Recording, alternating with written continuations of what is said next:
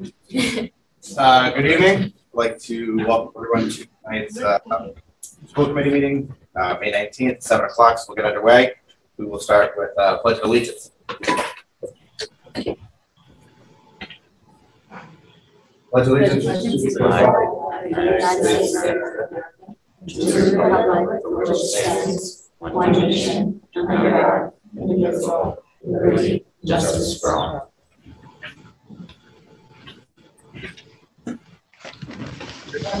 At this point, I will turn the meeting over to Dr. Schcmte for the purposes of school committee reorganization.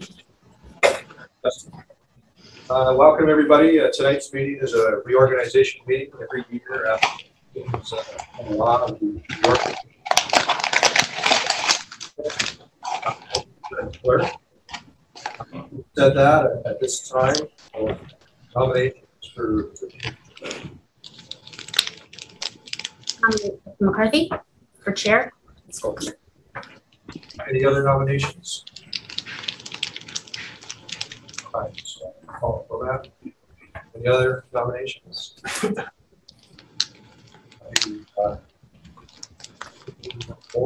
declare the nominations to be closed.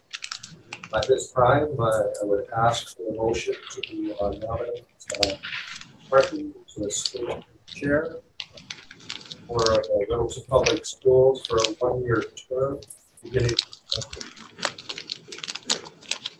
I nominate Justin McCarthy for a one-year term. All in favor? Aye. Aye. Congratulations. Thank you. Thank you very much. Right, I was checking. Yeah, making sure that. Yeah, give me a thumbs up, Brad. I'm sorry. That's all right. We got them now. All right. All right. Thanks very much. Honored. One time, I will accept nominations for vice chair. I nominate Jen Gold to be vice chair. Nomination for Jen Gold. Second. Second. Have any other nominations on the floor? Hearing none, we will accept that nomination. All those in favor say aye. Aye. Congratulations, Jen, to be the vice chair. Thank you. At this point in time, I would entertain a motion for clerk.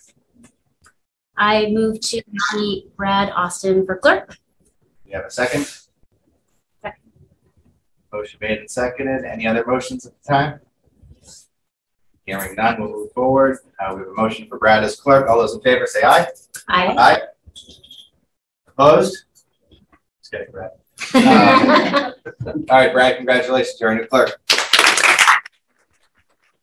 All right. It's nice we have a packed house for applause. That's great. All right, we'll now go through the task of subcommittee appointments. So we have a number of committees. We will continue to get reorganized. I'll just take them in order.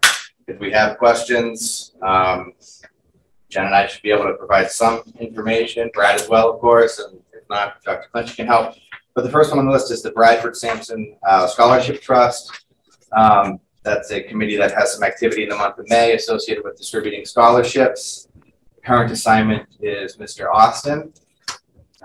Brad, would you like to stay on the committee? How's it going for you? It's going great because I don't think I've ever done anything to this committee. And maybe that means I should be removed from it.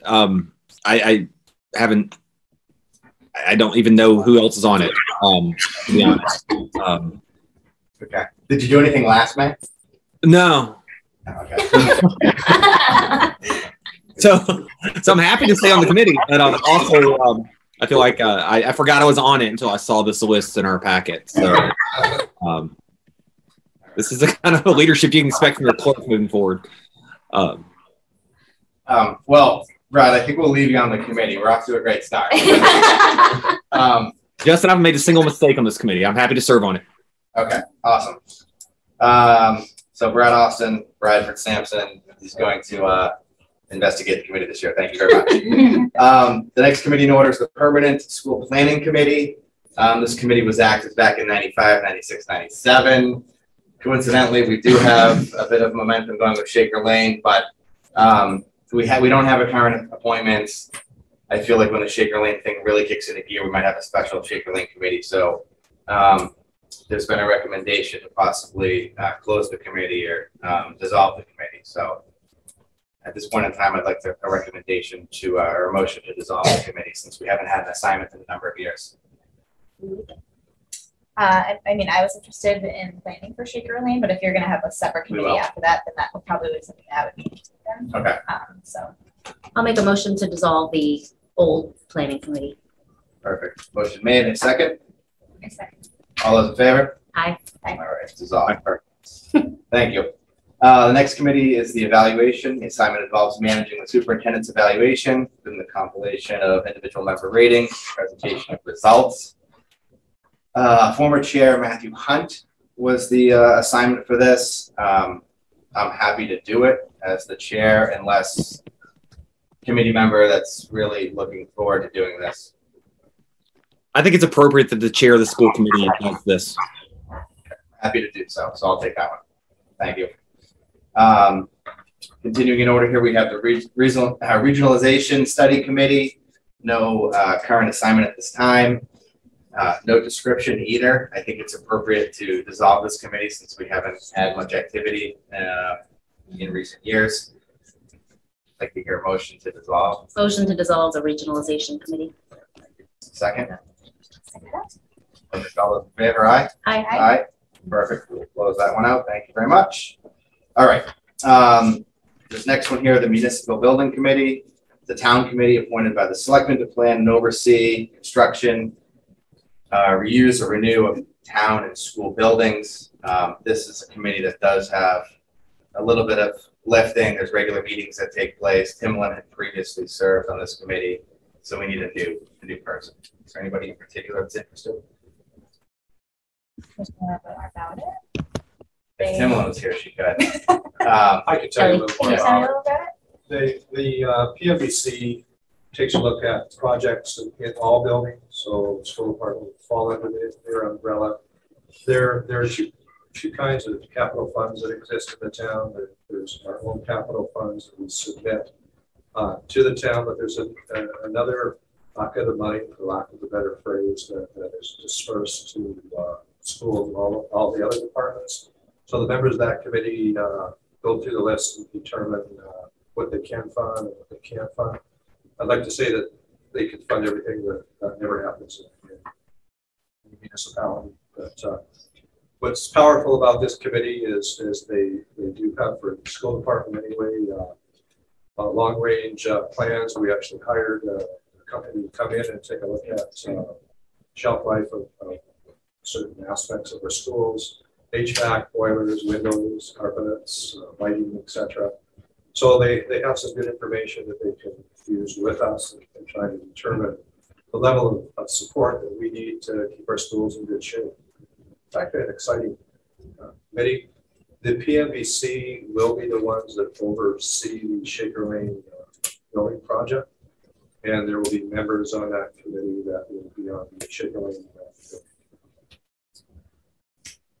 Okay. Did that strike your fancy, Stacey? Well, I mean, a lot of them strike my fancy, so I have to think right now. You know? Anybody? Is that calling anybody's name? If it has to do with the Shaker Lane, then I'm on the side.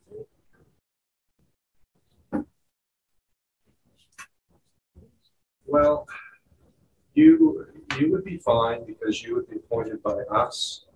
So you would be representing the school committee and it wouldn't interfere with your role as a school council. Okay. And also because I have a 1-year role, and this is sort of a 2-year, that I don't have longer term, or does that not matter? Not necessarily. It's up to what you would like to do. I mean, I know Stacey's interested in the planning of the new Shaker Lane school. Would this be the committee to be on if she wanted to take a role? Certainly be involved, and then we might have a separate subcommittee. But Okay. yeah, right. We would the building committee will have one school committee member on it. Okay. And that will be appointed by the school committee. Okay, so this might maybe queue us up for that. Okay. That's Okay. that role. We'll go with Stacy on the municipal building committee. Thank you very much. Technology committee, current assignments, Jen Gold.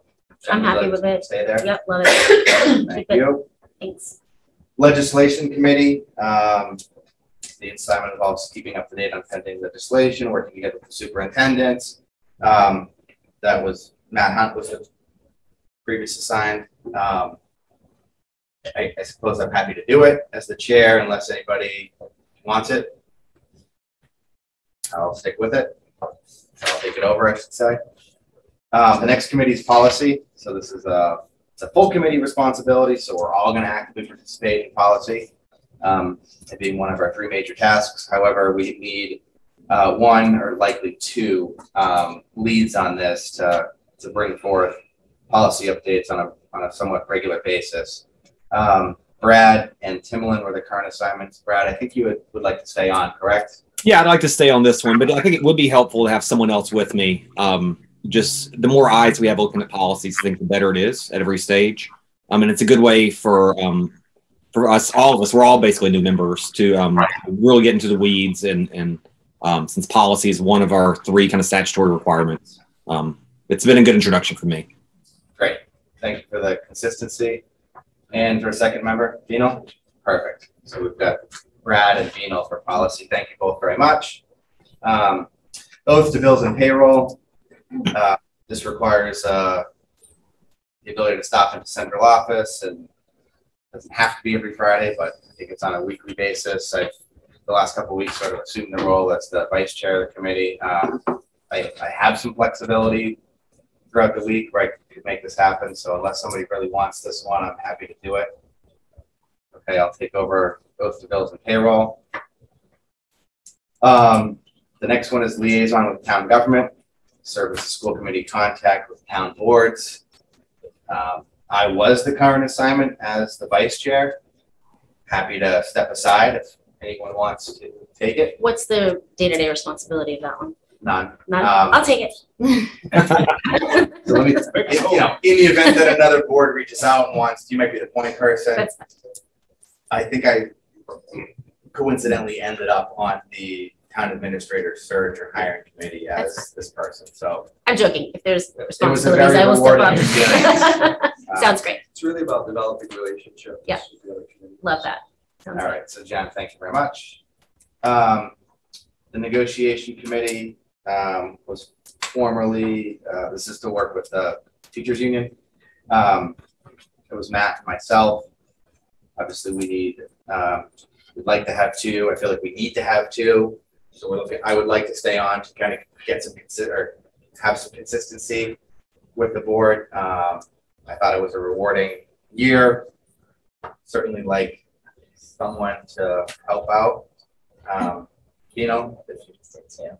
Yeah, we can't have 3 because we would have a quorum present at the meeting, and that wouldn't necessarily be the best thing. I thought that maybe the negotiations or budget might be a good foundation for me with a 3-year position, just Okay. to have either or, just because I think those are a really big part of how this machine works. So, I would be open to either or. That was just kind of my thought, but. Sure. All right. Having heard multiple interests and preference not to do the budget, if it's okay, we'll go with Dino for the negotiation committee. Appreciate that. Brad, I don't mean to be leaving you out. You're just not in the room, so feel free to. No, it's fine. No, okay. Sure. All right.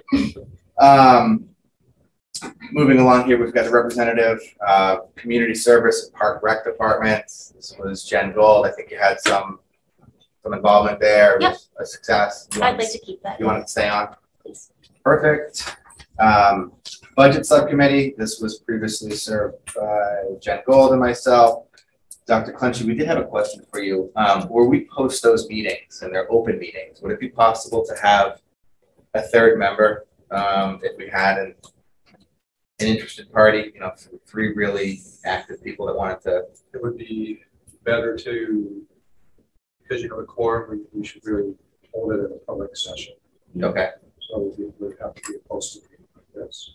Will we post? We have do to, post. yeah, but the purpose of the subcommittee is to make recommendations to the school committee. Okay. So if you have three, you really have a quorum and you're acting as a school committee, as a subcommittee. Okay. Noted. Jen, do you want to stay on? Do you want to step aside? Since Stacy expressed interest. Yeah, I mean, I could give it to I Stacy. mean, I could also step out too. I think for consistency, it's probably good to have you on it. Okay. And I would be I know happy you to. wanted to kind of. Yeah, I know, Like it's- you just got Yeah, good momentum and it is understanding tricky. it. Is there another subcommittee that would make sense for Stacy that would be more of a heavy lift? What's left? 'Cause we have, is PMBC already done? Was that the municipal? Yeah, thing? so Stacy's the So I'm PMC. taking that one. Yeah. Right. And then Bino's taking Policy, policy, which is a left. right. Negotiations is also a left. CPAC's a left, I I feel. would probably stay with Brad. The chair is an ex officio member What do you mean? of the Of what? committee or something. The chairman? So is the superintendent. So could I Stacy and would refrain from having Free present at all. three present at any time. Just so you know, if that would happen, I would recommend it. The discussion would occur at a regular school meeting. Just as every committee meeting, we take a look at subcommittee updates. So that's when that would occur. So. Okay. Why don't we do this? Why don't we leave Jen on the budget subcommittee since you picked up the PMBC and I love the excitement of the involvement. Yeah, This is I'm first sure I meeting. have, Um, yeah. Observation. And then there'll always be an opportunity to reassess and maybe Yeah. shuffle committees around next year. Yeah. So Okay. yeah. That's fair. Great. So we'll stick with Jen and myself for the budget. Safety and Security Committee was previously served by Timolin. I think she enjoyed that when there was something there. We would need somebody. What does that entail? I think it's We meet with police, fire administrators and go over safety plans for our schools, all aspects of safety. Do you have any interest in that? I mean, I can take it. Stacy. Perfect. Thank you.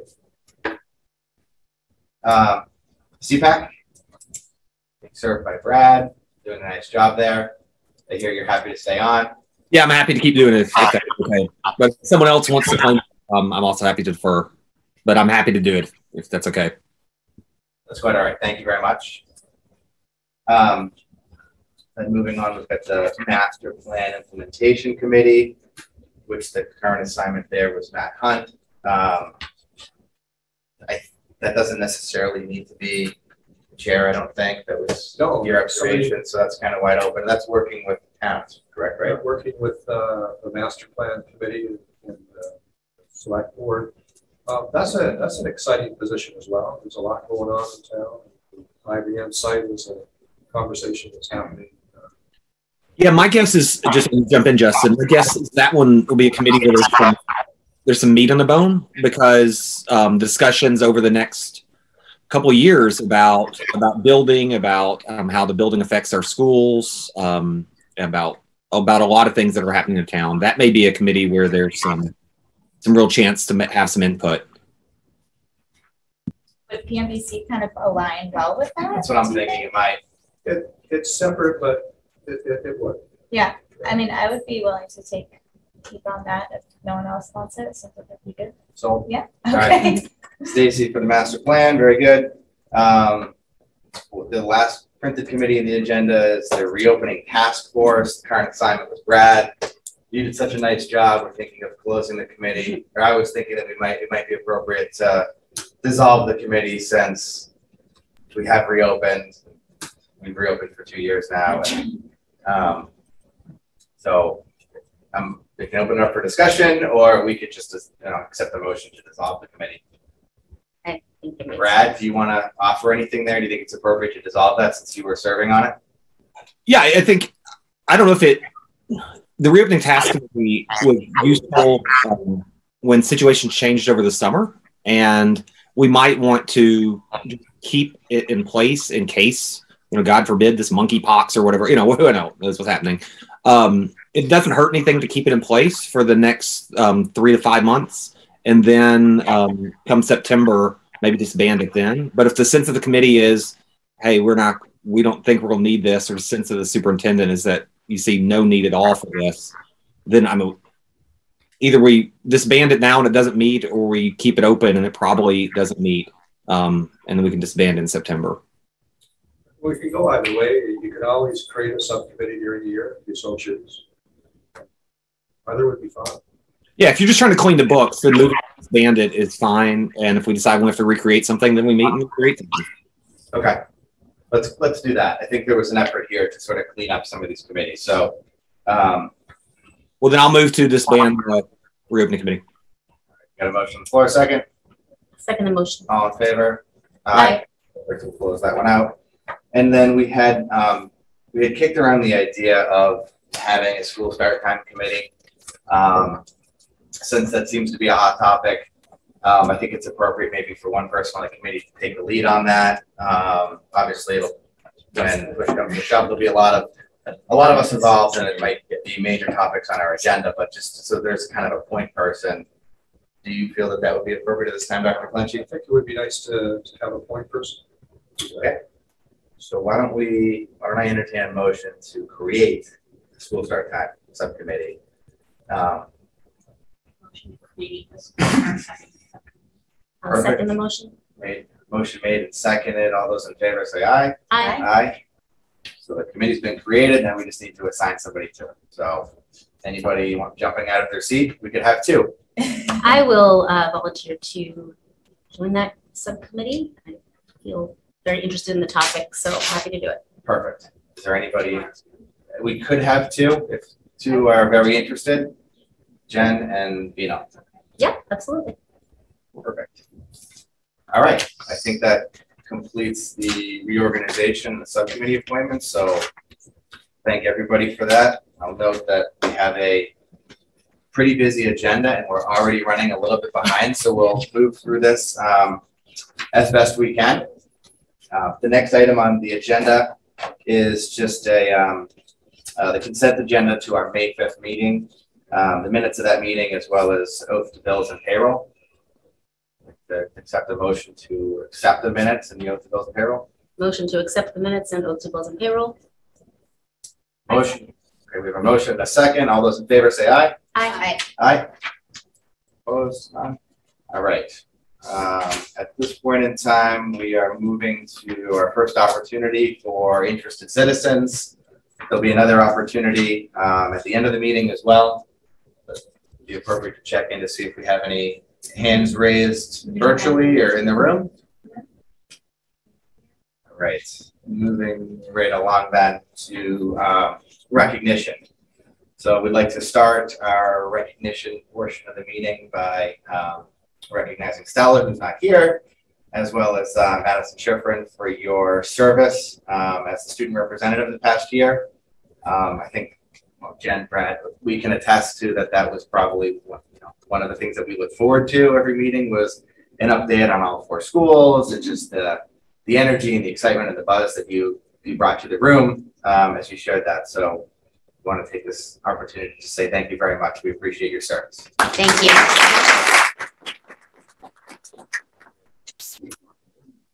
We'll get it for you, and we will get Stella and hers as well. So Thank you.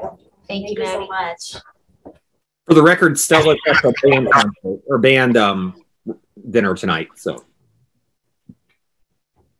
If you want, I'll see her tomorrow so I can give it to her too. you got it. Yeah. Thanks.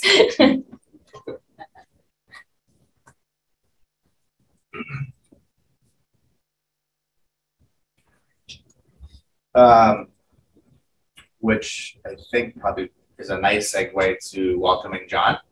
So welcome to the meeting. Thank you for joining us. I understand you're going to be our student representative for the next school year. Yep. Congratulations. We look forward to having you. Welcome. Forward. Welcome. And at this point in time, we will take the student representative's report. Thank you. I would also like to thank the school committee for having Stella and I this year. We loved being able to get more involved with the Littleton community. I wanted to also give a special thank you to Stella for working with me this year and especially filling in for me these past few months while I had basketball and theater. It was kind of crazy. So, and as you said, John Feltus next year will be taking over, and potentially Marissa Cramp is behind me. And Stella and I are confident that they will do a wonderful job filling these roles next year. So to start off, Shaker Lane has a few end of the year events that they would like to thank the PTA for sponsoring these experiences for the students, especially the upcoming Bucket Boot Camp event. Mrs. Kane would also like to thank Shaker Lane staff members, Michelle Barth, Allison Bullock, Anna Diadko, sorry if I butchered these names, Rebecca Roper, and Danielle Scalar for their Connections parent presentations last night. The events were well attended, and Shaker Lane appreciates their efforts in supporting the students and families of Littleton. Shaker Lane also looks forward to celebrating Outdoor Classroom Day next Wednesday, May 25th, which is a global movement to inspire and celebrate outdoor play and learning. For Russell Street, students have finished their MCAS testing for the year. While there are a few students who need to do makeups, all scheduled sessions are complete, and the students and staff all did a great job. Russell Street would like to thank the Massachusetts Mounted Police Unit for their demonstration with the horses on Wednesday. It was a wonderful all-school assembly brought to us by 5th grader Giuseppe Schcmte and his dad, Joe. So special thanks to Massachusetts State Police. Russell Street is excited for the art show tomorrow night from 6 to 8. Mrs. Hemis has been working tirelessly to get all of the amazing art pieces on display, and they hope to see you guys there. In regards to the middle school, MCAS testing is also done, and they would like to congratulate all students and staff for their hard work to make the year's testing a success. The final MAP test of the year will take place on Monday and Wednesday of next week. And then tomorrow, May 20th, is the Luau themed 7th and 8th grade dance from 7 to 9 p.m. Cost is $5, and refreshments are available for sale. Also, the middle school play, The Aliens Are Coming, will be performed at the Littleton Middle School May 22nd at 2 p.m., May 23rd at 7 p.m., and May 24th also at 7 p.m. So they would like to see you there as well. And then for the high school, tomorrow is our last day for the seniors, and we will be celebrating with a traditional breakfast followed by the senior parade at 9:30. Next week, starting May 24th to May 26th, are senior final exams. And Wednesday, May 25th, there'll be a senior reception and awards that starts at 6 p.m. May 27th, there's an early release. May 30th, there's no school because of Memorial Day. May 31st, we have our senior class trip, which we'll be going into Boston for a river cruise, which is from 12 to 5. June 1st is our graduation rehearsal in the auditorium. Records in the yearbook will be distributed, and there'll also be an ice cream truck for our class. Graduation rehearsal will be at Alumni on June 2nd and June 3rd. Also, June 3rd will be graduation at 5:30.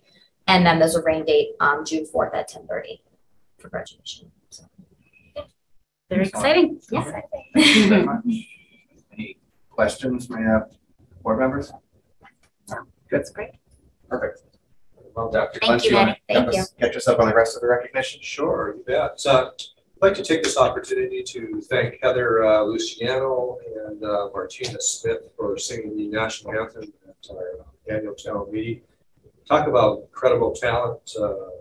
I was just taken back by how talented they were when they sang the national anthem.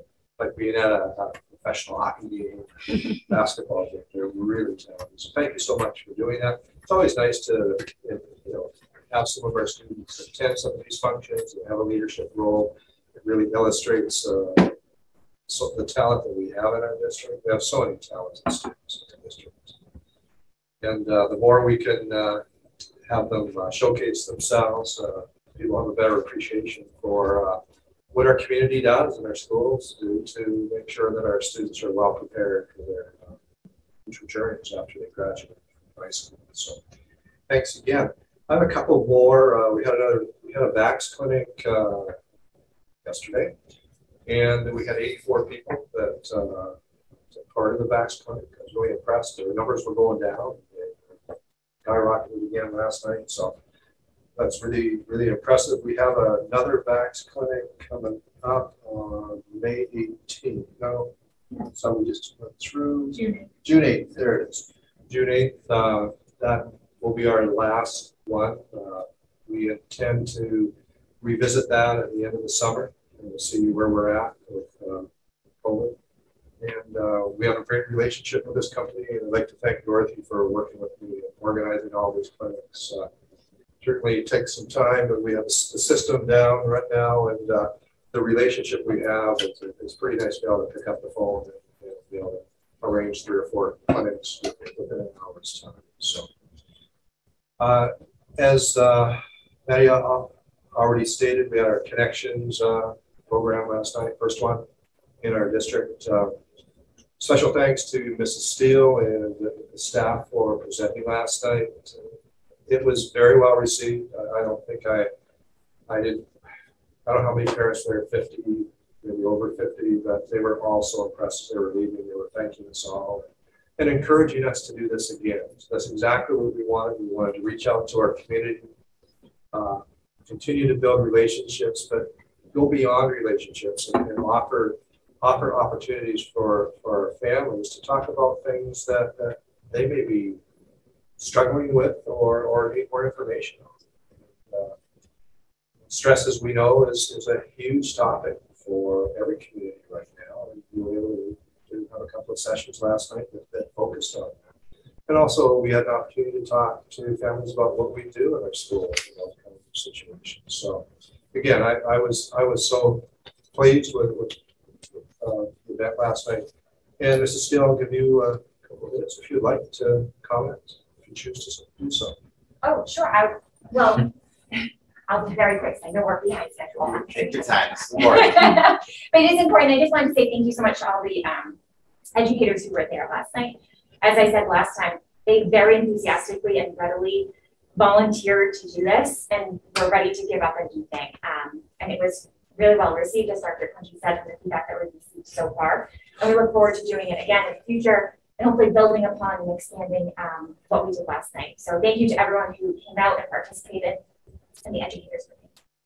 Thank you. Thank you for organizing that. Oh, of course. And the only other recognition is, already said this evening, tomorrow, believe it or not, is the last day of classes for seniors. So, before we know it, it's going to be the end of the school year, and I know our seniors are disappointed, but I'm sure they welcome the opportunity to have a little more freedom than they have in the past, and they're not off the hook yet. They still have final exams to write. So, congratulations to our seniors, and before you know it, we'll be celebrating you at your graduation. First weekend of June. That's it for my knowledge. Excellent. Thank you very much.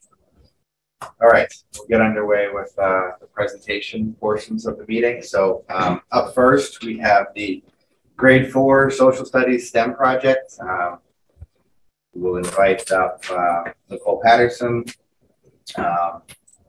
Hayden McGregor, and students as well. We have a video. Okay, video, perfect. But just before you start, for the new school committee members, we typically don't have a 110-page agenda. That's the time of year. I don't want to scare you off. No. We're usually, done within 2 hours, and our agenda package is far lighter, but it's just the time of year. That's okay. There's so many things. These are good topics. Thank you so much for having us. We wanted to bring to you today a project that Heidi, myself, and Kat Dale worked on putting together to kind of find a way to bring some of the new social studies frameworks to life for our 4th graders. So in 2018, the new social studies frameworks moved the study of European explorers to 4th grade, which was a big shift for us. So we thought, how can we bring these concepts to life for the students and make them more exciting? Specifically, there's this one standard that says that students should be able to trace on a map the routes of the explorers, which looking at that on paper seems pretty dry. So we put our heads together and worked together to come up with a project that this video will show. Right, yeah. So they came to me and they said, what can we do in the makerspace to get to this standard? And so of course there's robots involved. So we collaborated. We used our own version of the engineering design process to come up, and we had several iterations of what this project was going to look like. Yep, lots of calls to Staples. Thinking about trips to Home Depot. How can we make a gigantic map? But Heidi came up with a great solution. Yes, and now the students will explain to you. So awesome. Let's watch the video.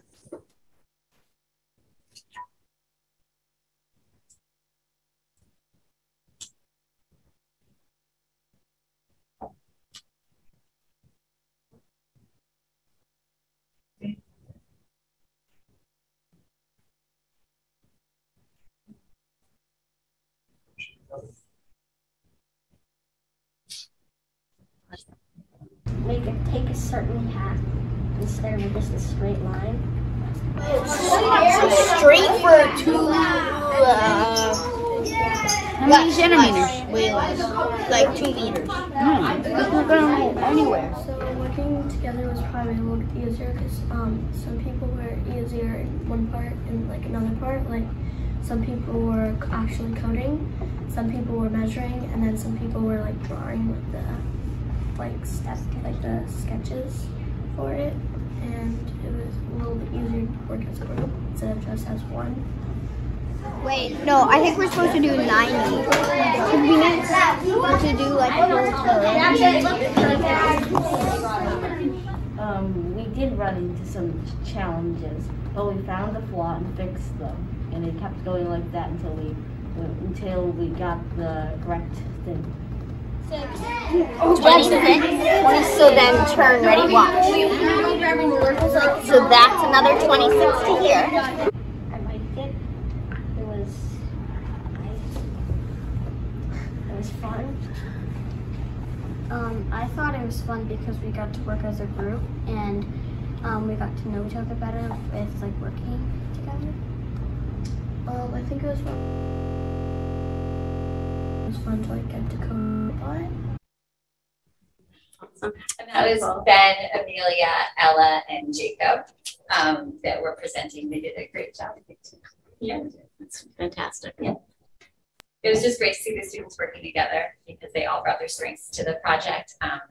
So it was a great collaborative experience. And with Heidi, it was good. A good experience too. It's great. Excellent. Thank you for sharing so much.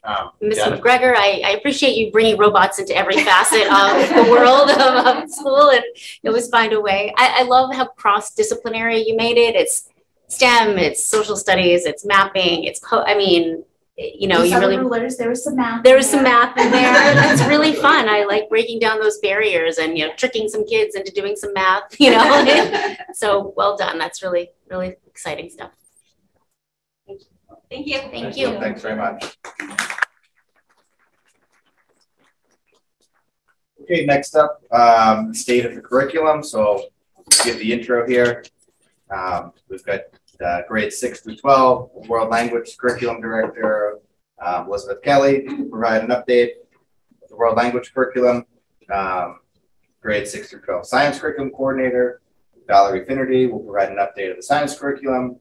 And then members of the Elementary Curriculum Council, Kelly Hart, Heidi McGregor, Susan Mitchell, Nicole Patterson, and Carol Swasik, will provide an update on the elementary curriculum. Take it away. Thank you very much. I just have to say it's really fun to have a crowd here tonight. Loving the entertainment topic. So we will start with, this is the third and final evening of State of the Curriculum updates. And we will start, we'll go in the order that Chairman McCarthy just said. So we will start with Liz Howie and the World Language Department. She is virtual this evening. Hi, everybody. Hello. Thanks for letting me be home. I'm in isolation this week, as many people are right now. So nice to see everyone, even virtually. So I'm here tonight to talk to you about the state of the curriculum for world languages. And I want to first just put some fun pictures up there. So you can see on the right our really important pyramid of proficiency. This is something when you see me talk about this, you'll see this all the time because this is how we move through the levels of proficiency in learning a language. And then I actually had a couple of pictures from my Roman banquet, which was last week, just to put us all in a good mood. So next slide, please. Thanks. Okay, so first I'll start with a hallelujah because our new state frameworks were released. Our old frameworks were from 1999. And so we're very happy to have our new state frameworks. We are using department time now in order to access the 8 online training modules that DESE has provided. There are additionally several 90-minute curriculum alignment labs, that offer live support with other schools and DESE trainers. So we have a lot of work to do over the next year. Some of our initial thoughts are that, yes, we have a lot of work to do with these state frameworks, but we're excited. Also, something we're kind of looking into is that we're not really sure if LPS at this point is including all learners in world language study. This is important because the new frameworks do identify world languages as a core subject and specifically state it should be offered K through 12 and beyond. So that's something also for schools to be thinking about. We are continuing to develop and utilize proficiency-based grading, especially for final exam projects and other proficiency-based tests as compared to old content-based assessments.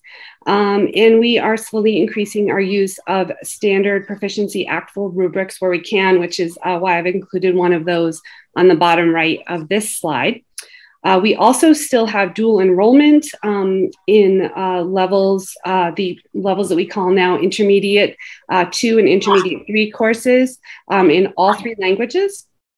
Something we've been doing for a while. Our enrollment has been fluctuating, but we are happy to offer this alternative to AP credits for students. It's another path for them to demonstrate commitment to their studies. So we are committed to offering that.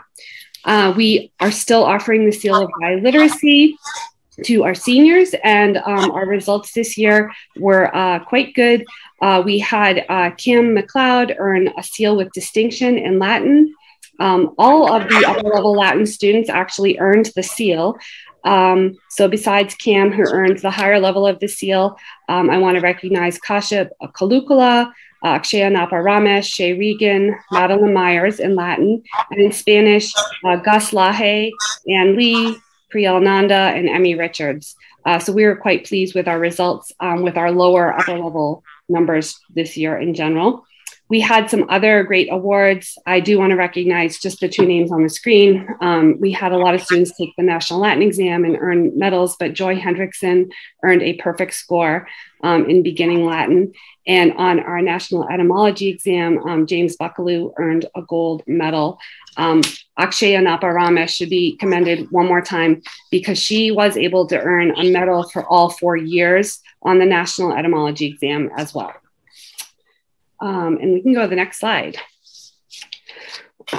Excuse me.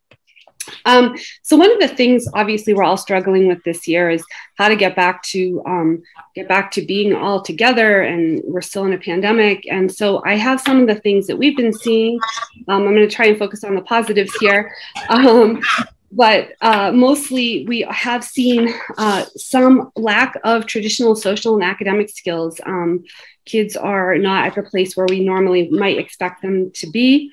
We're also seeing extended absences, obviously, due to illness and related protocols, mental health issues, vacations, etc. And so these are some of the things we're dealing with. In addition, students are not completing as much work outside of class at the same rate as we were seeing prior to the pandemic. But again, focusing on the positive, students have been so eager to socialize and be with their peers. And we're seeing a true desire to connect with their teachers as well. So I've included lots of pictures of moments of that kind of happening. So I have a picture of a trip to Italy that I took over April vacation. We were sitting in the theater at Pompeii at our Latin initiation ceremony in the fall. We had our hooded priest on the right with the candle.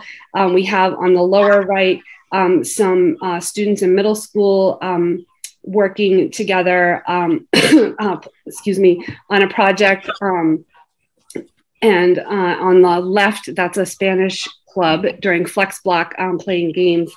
So just really a desire for students to want to work together, be together, you know, in person. So we're really happy to provide that. So if I could go to the next slide, please. Thanks. So how are we reacting? The main thing I'll talk about is just really what a slow transition we've tried to make this year into normal classroom routines. Teachers are happy to have been able to bring back soft seating in their classrooms, time for free choice reading in class, more group work and collaboration, as we're not so worried about being, together, I guess. And so we've been able to have more opportunity to collaborate in that way. We've also been offering more formative assessment and opportunities for ungraded work and making time for teacher feedback during class time. At the high school especially, we've benefited from the longer blocks for that opportunity in particular. Likewise, we are offering time in class to start homework. Some teachers, like myself, have really reduced the amount of homework assigned at all. I have very little homework actually, or outside of class work assigned at this point. And we're all offering choice and accessibility for learners under the UDL model. I have a couple of projects here on this slide, which were choice projects. So these were some of the artistic ones that sort of lent themselves to me taking a picture and posting them. These are final projects in units that allowed that. So if I could go maybe to the next slide, thanks. Also, we've been focusing on speaking rather than writing, let's say in our classroom, using multiple platforms to communicate with kids, and really trying to keep it engaging and interactive. I wanted to read you just something quickly from our French teacher at the high school, Janine Allison, who participates in something called March Mani. And I have the link for you so you can check it out yourself. But she said, "This is my 4th year of participating in Mani Musical, which is March Madness with French language songs. And this activity has helped students to emerge from the isolation of remote learning and to come together as we transition to not wearing masks. Students can bond with those who are not their friend if they both are voting for a song that is emerging as an underdog. During March and April, there is a reveal video showing which song won the previous, along with a live vote every other day, which can lead to very unexpected results when a sure thing crashes and burns with only 21% of the vote. Each time my students vote, they are part of a gigantic international community in 12 different countries. The winning song of the first match, for example, had more than 110,000 votes. So this is basically like kids are participating in American Idol or, some other show. So I really think that the bonding that occurs here is pretty amazing. There's another example I wanted to share with you, another specific example of trying to make it engaging, interactive, and collaborative for kids. And this was from Margot Gillen, a high school Spanish teacher, who does something called daily conversations in her classes this year, where she has a question of the day for all of her classes. They get paired up with another student, and they have to talk about the question or the conversation for a certain amount of time. Then they switch partners and talk about it again. She she comments that this is helping them gain confidence in speaking, and she's very proud of how her juniors did on their last oral quiz. And she talks about how that cohort of students in particular are the ones that needed the confidence booster. So on the right, I have a couple of pictures of the March Mani with the, I guess like the grid on the upper right, which would be similar to somebody making a table for March Madness. And then I guess they did a project on the bottom with their own predictions of how it was going to go. So they were tracking it on the upper right, and those are their own predictions or their own brackets on the bottom. I have a picture of the daily conversations in the bottom middle picture. And then on the bottom left, this is an activity from middle school Spanish class where students were practicing and they got to write on their desks. So they really liked that, and they thought that was pretty fun and funny as well. So I will go to the next slide, please. The last thing I'll talk about is professional development, which I will admit was much less of a focus for us this year. I think most of us found ourselves needing time and energy to be responsive to what was happening in our classrooms and to determine what kinds of instruction would best suit our students' current needs, which really took a lot of energy this year. But some of the things that did occur, I've listed on this slide. In addition, I wanted to say that the win days were a win for us. as were the choice days. Some of the things that we did are listed there and directly applied to things that we needed. And we wouldn't really have known that we needed until we got into this year and started teaching, like I said, in order to be responsive. The last thing are the DESE webinars that we've been working on in order to learn about and to hopefully start implementing our new frameworks. So that is the end of my slides, and I'm happy to answer any questions. My dogs just came home, so hopefully that wasn't too loud, that introduction of new creatures into my home. Oh, we didn't even hear that. That was an excellent presentation. Thank you. Anyone from the board have any particular questions or feedback? Brad has his hand up. Hi, Brad. Hey, Ms. Kelly. I really appreciate your candor in the presentation. It's great for us to hear what's working and to see the smiling faces and hear about the trips, but it's also really important for us to hear what the struggles are as well. So I just want to say I appreciate that. Just like I appreciate the creativity your department always shows, from the Latin bingo I think we heard about, and Latin boggle last time. My daughter is a veteran of the French baguette wars jousting this week. Yes, just last week. Yep. There's a lot of fun stuff, and I love that we make language learning so engaging, and obviously we do it so well based on these results. I guess I have two questions for you. Sure. One is I guess I'll start with the frameworks question. You've been waiting for a long time. You get these frameworks, you have your hands on them. You mentioned one that the framework suggests that language should be taught, world language should be taught at the K through 12 at all the levels. They say the same thing about social studies, and but it's almost never been an emphasis at the lower levels. I'm wondering right now, if I understand correctly, we begin 6th grade is where we begin with that. So yeah, do you want me to answer that now? Is that good? Yeah. Okay. So we begin in 6th grade, but our 6th grade curriculum is really exploratory, which unfortunately doesn't do a lot for building proficiency. And so I think that if we really want to move to a true proficiency model, we need to begin offering, one language at the lowest, grade we can, meaning so that kids have as many years as possible. When a bunch of us went to something called the Proficiency Academy a couple of years ago, offered by MAFLA, that's our state organization of foreign language teachers.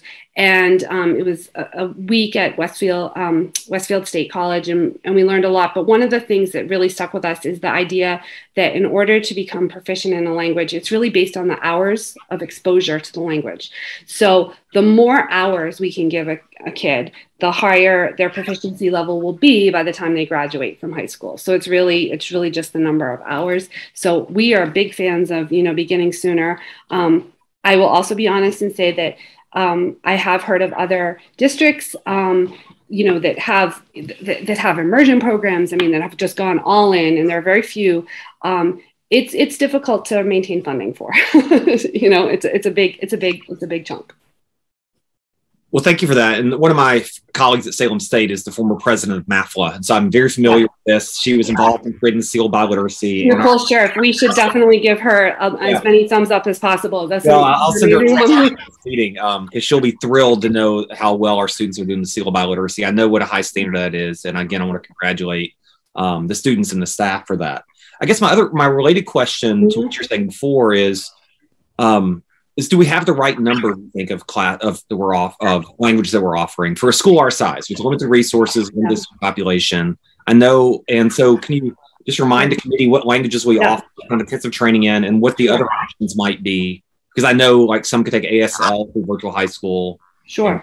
Yeah, that I'm really glad you brought that up too, because we have talked about that in the past, and I haven't talked about it recently. And it's important that the community knows that. So we offer French, Latin, and Spanish.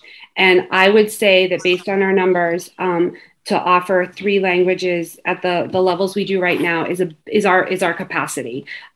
We do have enrollment issues from time to time where depending, because students choose their language, that they sway one way or another. And staffing, gets tricky, and we're very creative, and the 3 languages have worked for us. If we try to add another language, I don't think we have the number of students to support that. Where what would happen is, instead of offering the rich program that we can right now, where we can offer all 3 languages from currently grade 7, basically, through 12, where students are able to attain the seal of biliteracy. And not all of them, and more would be able to if we started earlier. But I think that adding another language would really actually cause some earthquakes in our programming, because we wouldn't be able to offer that full continuum of all 3 languages. Students can find other languages through things like virtual high school, and other avenues for sure. Yeah. Great. Thank you very much. Thank you so much. Perfect. Thank you. So we'll just shift right over to Valerie. Yeah, that'd be great. And she's also virtual this evening, so she'll be joining us. Liz, thank you so much for that wonderful presentation.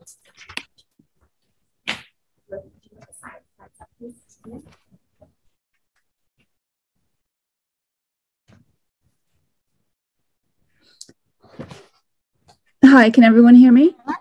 Yes. All right. Yep. Thank you for having me. So yes, I'm Valerie Finity, and I've been coming for quite a few years as the 8th grade science teacher. And this year I'm coming to you as a high school biology teacher. So I had changed to working at LHS this year after 16 years at LMS. So I have gone through and kind of done a different presentation. I had asked for feedback from all the science teachers, 6 to 12 science and technology teachers.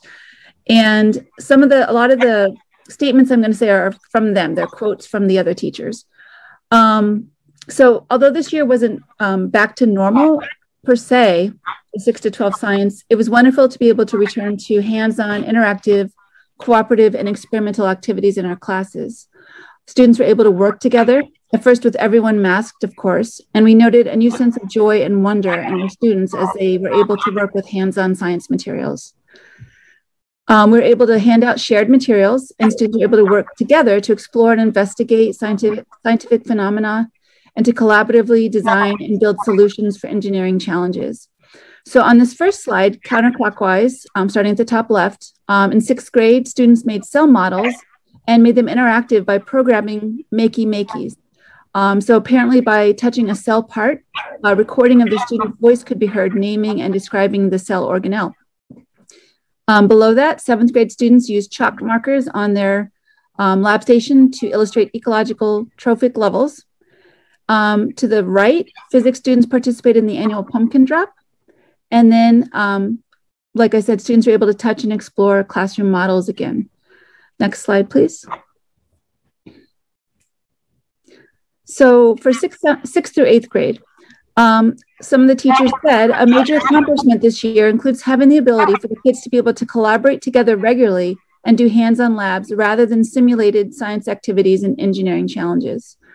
It's been wonderful. It allows me to have a better understanding of what students need. It has allowed me to build stronger relationships with my students, allowing for a better learning environment. Over this year, we've working collaboratively in partners and groups, worked on skills to help our students to become better students, and we've been able to do more hands-on activities and have more demonstrations in class. So on this slide, starting at the top left and going counterclockwise, 6th graders were able to use microscopes to examine and compare plant and animal cells. With much of the hands-on materials, we used alcohol wipes to wipe them off between users.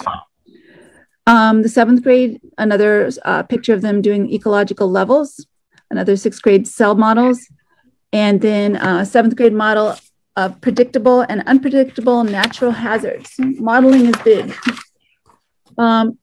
Top right hand, we had a 6th grader who built a model to measure plate tectonic movement. And then in the middle, in 8th grade, students designed a 6-story, oh no, I'm sorry, that was 7th grade, designed a 6-story building and used an earthquake shake table to test it. Next slide, please. Still in grade 6 to 8. This year was not without its challenges, however, and much like Liz said, We needed to help our students adjust to a more normalized academic experience. One of the middle school teachers said, I noticed the need and request for more tangible printed reading materials, graphic organizers, and assessments rather than digital heavy like last year. It seems to be linked to digital fatigue. These materials seem to be helping kids better comprehend, organize their thoughts, and connect ideas. For example, students created cell idea maps with poster boards and were able to add vocabulary words, characteristics, connections as they learn new material. Then they revised these maps throughout their unit. Another noted, it also seems like students need a lot more scaffolding than before the pandemic, since many online assignments didn't have as much direct guidance and intervention. Following a UDL philosophy, I've tried to provide more scaffolds for all, like word banks, open note quizzes, open response choices, and it seems to be working for the majority of the kids.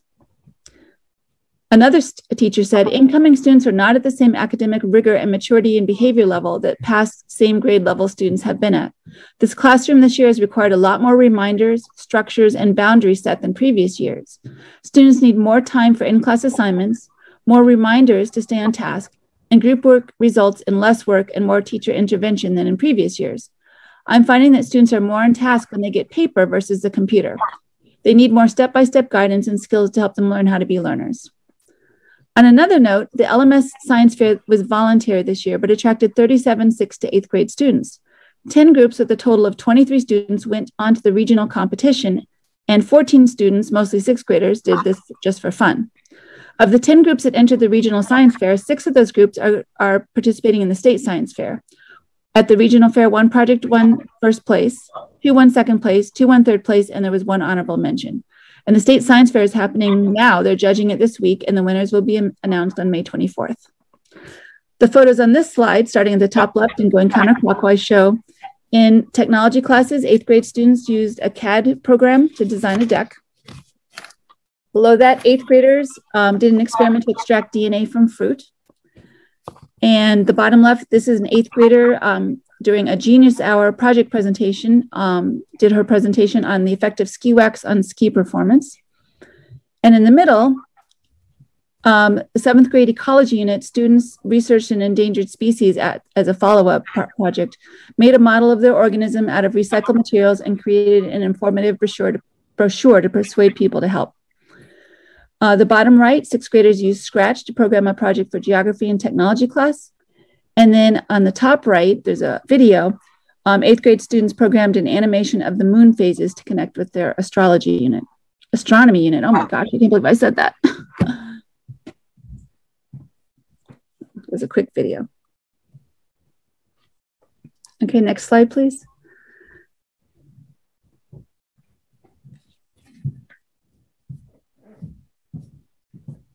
Next slide, please. Okay, thank you.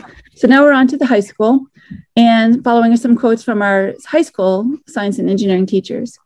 This year, it was good to see students engage in in-person learning who had previously been very quiet and or didn't participate when attending remotely. Being able to talk to students face-to-face has allowed me to connect much more with these students.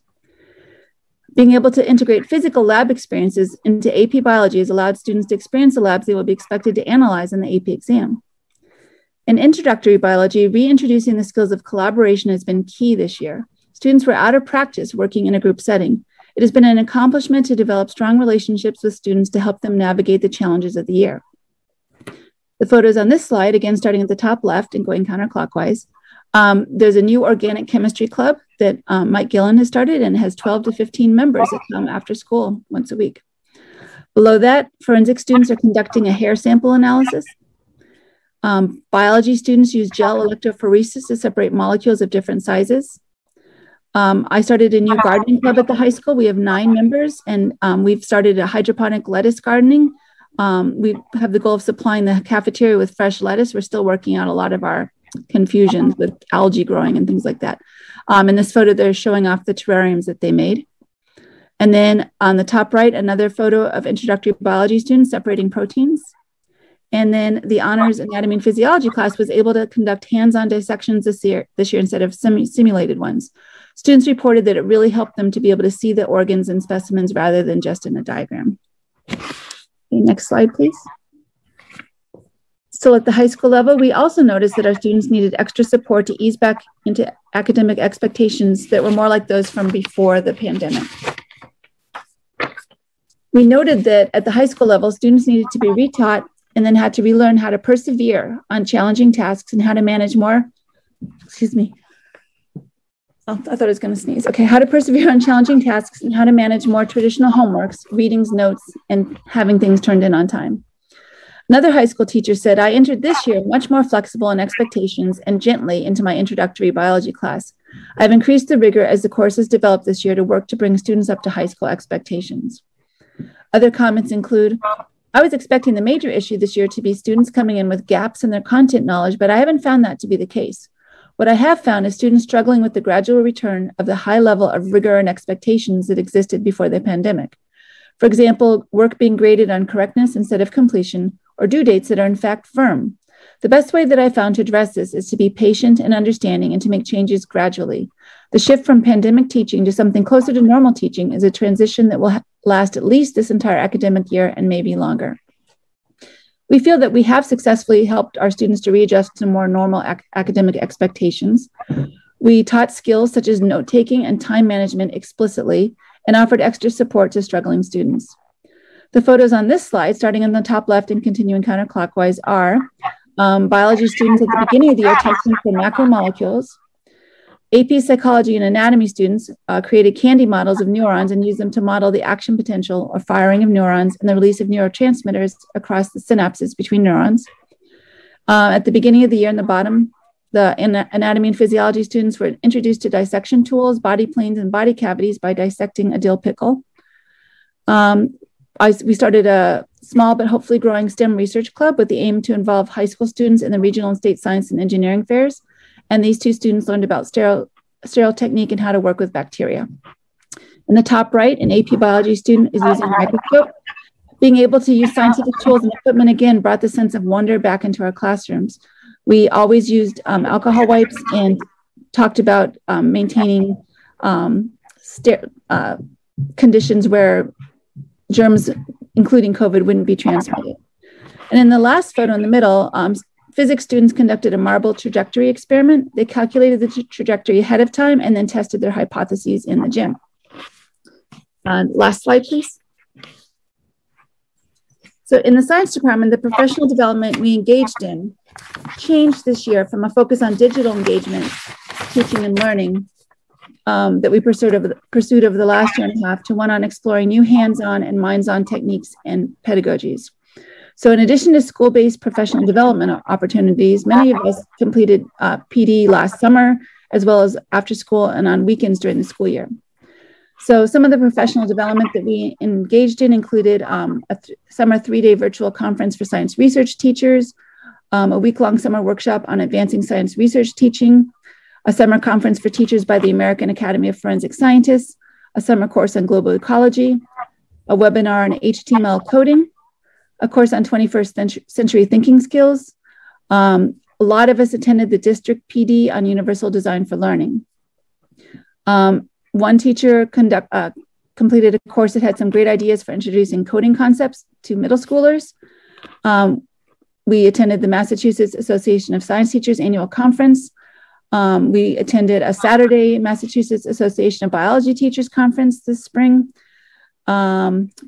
A teacher conducted professional development on modern astronomical discoveries and the use of panel displays in astronomy. Several teachers attended the district PD on project-based learning. And we went to in-person and virtual workshops with Mass BioTeach. Some teachers listened to podcasts on classroom management, adolescent behavior, universal design for learning, and project-based learning. And many of us have exciting professional development plans for the upcoming summer that we're excited to bring back to school with us in the fall. So thank you for your time and attention. And does anyone have any questions? Thank you, Valerie. That was extremely thorough and lots of information. Sorry if it was too long. No, that's quite all right. We enjoyed it. If you have a question, I'd love for it to be asked at this point in time, otherwise we'll just keep moving right along. Brad, this is your opportunity. Yeah, I appreciate that. A lot of notes, but I'll read the cues. I will say one thing that I loved. You said you're trying to to bring the sense of wonder back in the classroom. That's such a key part of all of our education, especially science and education. I appreciate that. And again, appreciate the creativity. I guess one thing, and I probably should know this. So one of the big issues that my students are interested in is understanding climate change and environmental science. Do we offer an environmental science class? Oh, yes. Yes, there's an environmental science club and AP environmental science course. And climate change is part of the biology and AP biology curriculum. Great. And Thank you. I should have known that. And there's an earth science class too. So there we go. I'll leave my questions there. Thank you so much. Okay, thank you. Thank you, Valerie.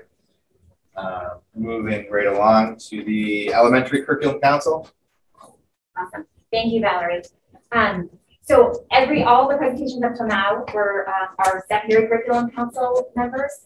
And so this evening, majority of our elementary curriculum council members are here to present an overview of all content areas in the elementary level. So we have Kelly Hart, who is unable to join us this evening, but otherwise we have Tyler Sawasik, Susan Mitchell, Heidi McGregor, and Nicole Patterson with us. So I will let them come up with that.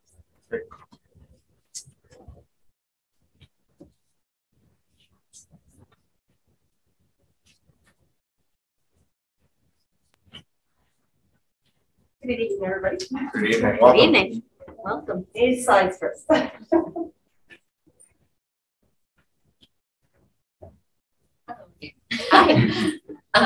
if you could go to the next slide. We're starting off with social studies. I'm here to talk about social studies grades K through 5. So really, if you look at this slide, we talk about some of the 4 main themes that kind of weave their way through the social studies curriculum from kindergarten all the way through 5th grade.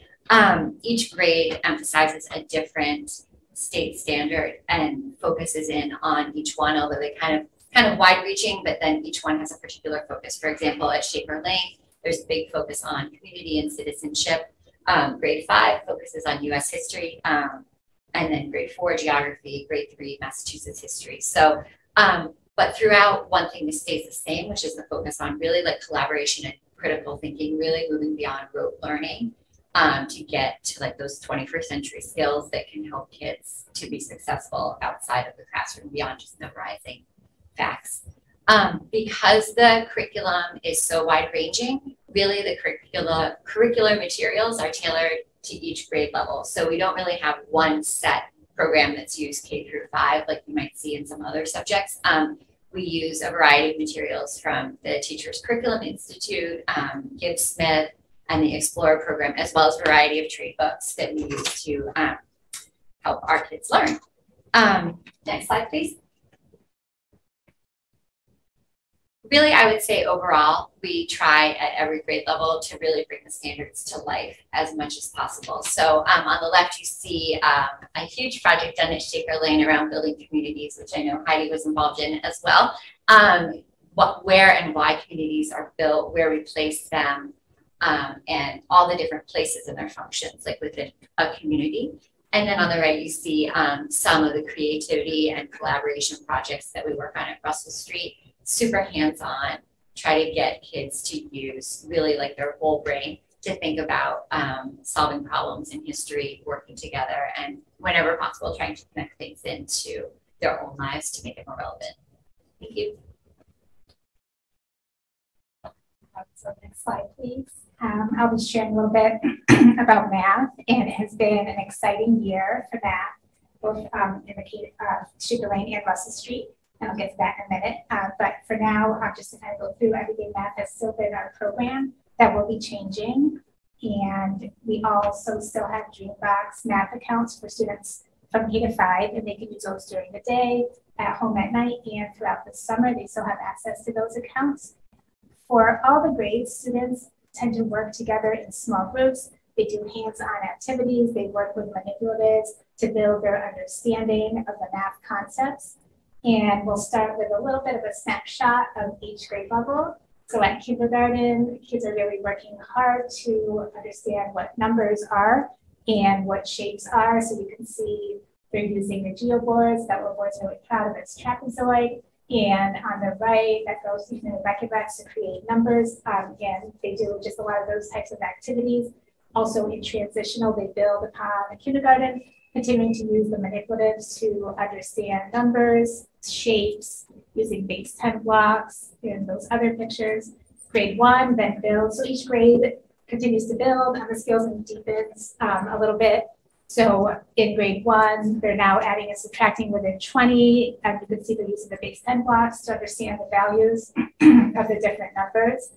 And they're looking at shapes again and just diving deeper into place value and building their understanding. And then moving on to grade 2, same kind of thing, just diving a little bit deeper, adding and subtracting numbers, describing and analyzing shapes. I want to point out in here is actually Carol's classroom. She even incorporated math into her holy celebration in the lower right corner. So really math can be everywhere throughout the curriculum. And we really try to help students understand that it's not something we're teaching them, and they'll never use it again. It's really everywhere in their life. Next slide, please. It's a perfect segue to grade 3 because you can see in this picture, during morning meeting, this particular teacher was using line plots to both connect with her students and teach them a standard that is a grade 3 so that they have to know, which is a super fun way to do it. They also use pumpkins during Halloween to make arrays. They've connected math and science together by making thermometers and then, practicing reading the temperatures. In grade 3, there's, bigger focus on multiplication, division, fractions, adding and subtracting 3-digit numbers, focusing on the 2-dimensional shapes and measurement. And then in grade 4, we continue to build on that by multiplying and dividing even bigger numbers, focusing on place value, using the base 10 blocks to help understand numbers, the bigger numbers especially. The students on the right are super proud of their partial quotients. Kids usually start out not loving it, and then when they start to understand it, then they feel really confident because they can divide using that method because they don't have to be super strong in their math facts, but they can still be successful with division. So it's a great way to lead into long division when they get to that. And then just moving down to 5th grade, again, diving deeper into fractions and multiplication division. Now they're dividing and multiplying decimals. Again, the base 10 blocks you would think might not be used as much, but at the upper grades, it makes them understand what decimals are by looking at them with the base 10 blocks. And what I love is if you can see the volume build picture, they built all these, they created a village basically of shapes and then had to find the volume of the entire village. So a really fun hands-on way to understand volume, and on the left, using coding to the polygons to review geometry. So it's great how it's just kind of like, kind of goes across the curriculum. Like you can see math in many different areas. So that's just a quick little overview of what the different grade levels are doing. The other fun part of this year has been we've been doing a math review. 13 of us, I think, have been meeting pretty much the whole year, weekly at this point, under the direction of Beth Steele to look at our math program. We solicited feedback from everybody involved, and we really researched all the programs and have looked at programs that only met expectations based on certain ratings. And at this point, we're excited that we're down to 2 programs that we are currently doing field studies on, which basically means mini pilots. So a ton of teachers have volunteered to pilot each program for 2 weeks. So we're about to finish week 1 of the iReady field study, and then we'll put to that next week again. And then the next 2 weeks, we'll be doing a field study on Into Math. So those are our 2 programs that we're looking at. And why are we doing this? It's because it's just a normal thing that districts do every 6 or 8 years. It's a great opportunity to vertically and horizontally align, everything that you're doing in math, and also make sure you're teaching the standards in the most effective and efficient way to the kids. So I'm super excited about it. I think there's a lot of excitement because it's just a great opportunity to, try something new and really reach our kids in a different way. Any questions? I know that was a lot about math. No particular question. I just love seeing all the hands-on, the manipulatives, because I think that was maybe the big piece that got missed. Yeah. Year and a half, that we saw the gap in the math scores, and to see this all coming back full speed, it's just wonderful. So yeah, thank you. Agreed. Thank you. and I love science. That's a slide that basically each of the grades from pre-K to 5 have an overarching theme to kind of help integrate all of the physical science, life science, and earth and space sciences and technology. And as you see, it really is looking at just the very basics to help students see the world through scientists' eyes, and basically build those key concepts with engaging hands-on activities. It was very interesting after the pandemic. There were, I think, less knowledge of how to utilize and think like a science with science tools, think like a science with science tools, and they did everything just beautifully once they'd gotten back into it. But anyway, all of these different activities prepare students for real-world scientific background knowledge and the skills necessary to use in everyday life, as well as possible career paths. On the left, at Shaker Lane, are some students in our garden. We were doing part of a STEM project where we are looking at Can-Do Island and coming up with ways to create a more sustainable garden. Below that is a mystery liquids experiment where students were observing the properties of liquids like viscosity and translucence and learning how to communicate like scientists to basically identify, categorize their data and then identify these mystery liquids based on their background knowledge. So it's kind of cool to see them say, hey, this is like honey. The viscosity, and hearing children talk about viscosity and translucence is kind of neat. At Russell Street, that is an experiment for erosion, and that's to test theories about the factors that actually promote or inhibit erosion, which obviously pulls in so beautifully with environmental sciences down the road. And I tried to do that very quickly, but I think you get the great idea. We want them as early as possible, grabbing in, thinking about the world, and building that schema for later in life. I guess that's the next slide. That's me too. Yeah, thank you. Sure. Next slide, please. So ELA.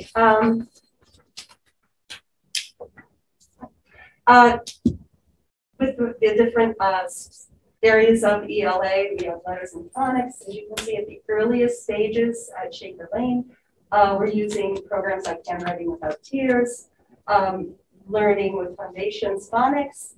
At Russell Street, that's being pulled and enriched with a lot of spelling and vocabulary activities. Many of our early grades are using their speaking and listening skills with programs like Haggerty Phonics and with phoneme of awareness, again, enriching the vocabulary. And of course, nothing would be missing without reading. That particular photo on the end is students looking at text features in an autobiography. So it was a great way to help them understand what captions are, what a glossary, table of contents, and because it was also kind of a way to celebrate themselves, it was a really nice activity. Obviously, during reading, we're looking at fluency, reading comprehension, and as the students are getting older, it becomes much more about literature study, but of course, throughout all the grades, there's guided reading. And probably the most exciting thing, next slide, please, is we started our new curriculum in writing, the Lucy Calkins Units of Study. What's really nice about the new Lucy Calkins program is that I think students are really embracing and getting excited about writing. Each grade has K through 5 narrative, informational, and persuasive units throughout the year. And then there is a 4th unit that's very grade specific. For instance, in the narrative units, they're looking at probably the key piece is identifying small moments. So it's really tiny but important moments in your life, and then expanding them and deepening them. And kids really have taken to that quite well. Later on in the curriculum, the upper grades, that really expands into more personal essays. The units in informational writing are things such as how-to writing, becoming experts at a particular topic, and that's where they're at Russell Street learning more about research techniques to become experts in a topic. The units of persuasion, book recommendations, for instance, and of course those persuasive letters that every parent is going to get about what pet you need to have. And I think what's been a lovely addition to those three traditional areas are they're very great specific topics with Lucy Coffins. Each grade has a fourth unit, introducing writer's workshop in the earliest grades, writing fiction. My grade, second grade, does poetry. And then there's adapting and writing fairy tales. The literacy essay and imagine memoirs over at Russell Street. I was just mentioning this best deal today. The poetry that my second graders are creating is just heart-stoppingly wonderful, and in ways that this program distills and inspires. And so for our first year doing this, I think it's, there's a lot of promising results very immediately. Thank you. Next slide.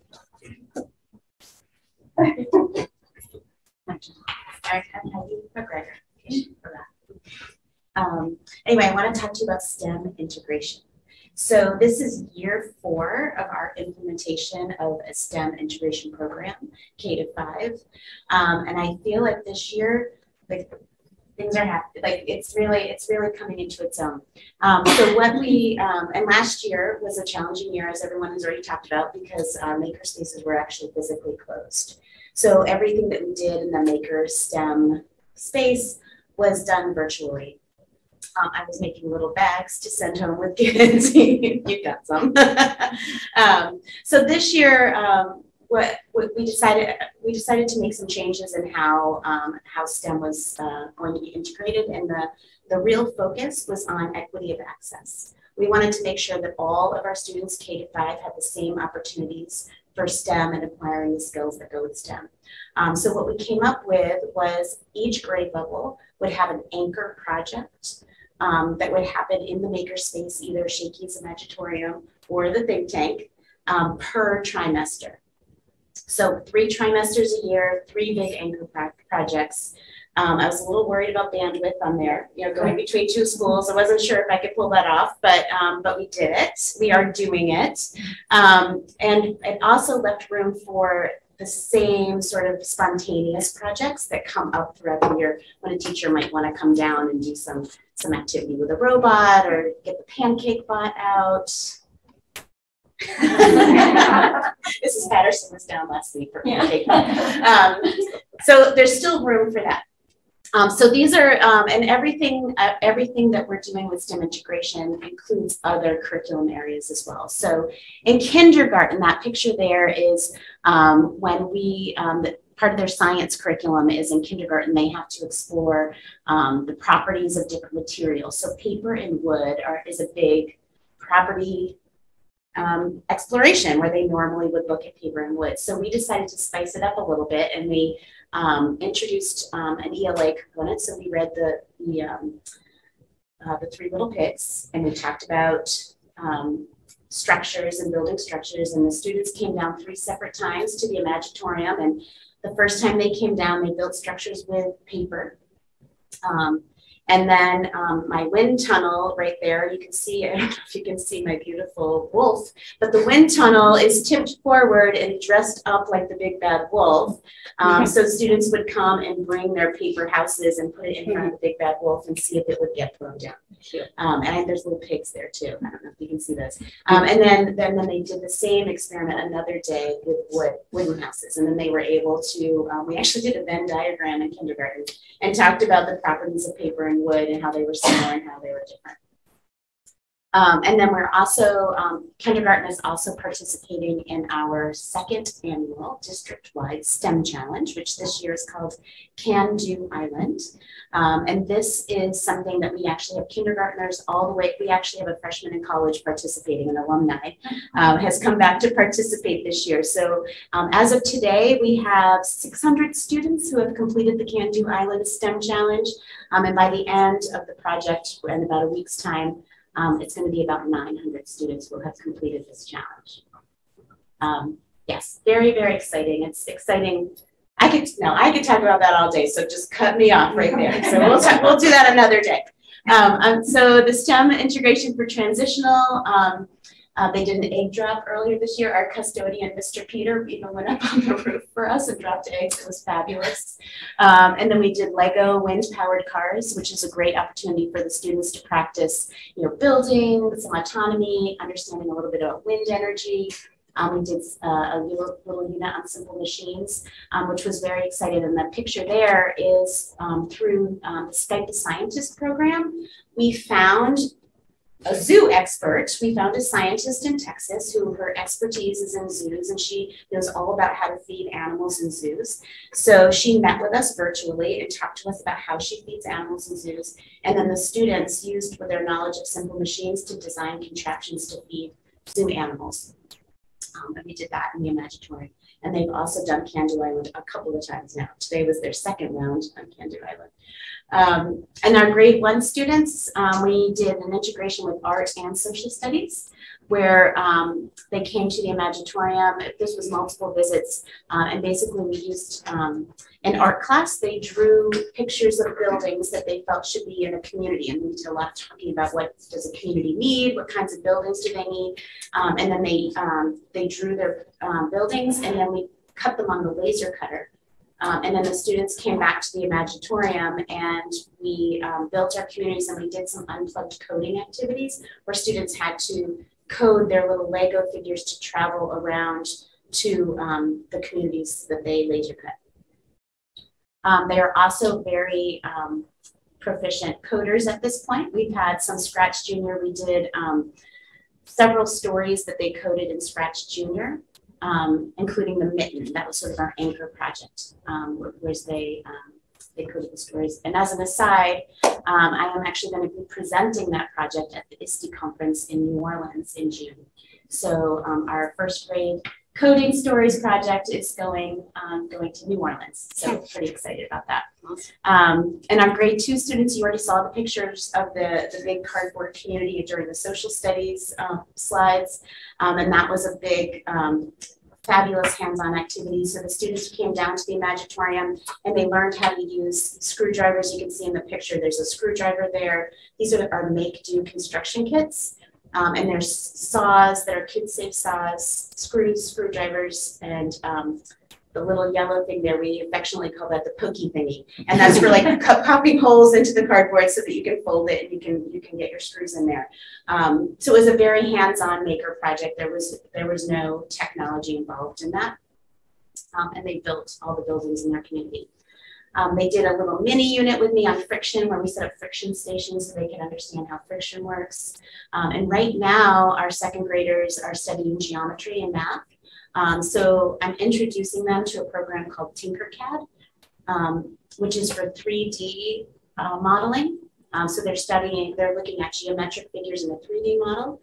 And then if you can manipulate your view, and those of you who've used Tinkercad know what I'm talking about. You can manipulate the view so you can see the bottom of what they've designed. And then we talk about how we make it into a 2D shape by taking a slice off the bottom of the Tinkercad design. And then we cut them out onto the laser cutter. So they're basically windows that have geometric shapes in them.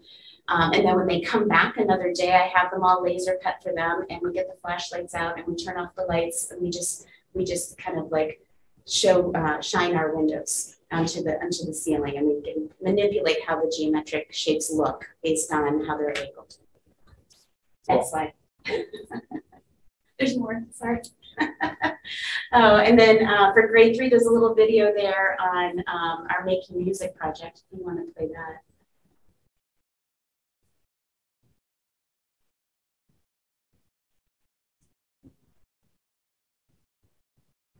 I can explain what's happening.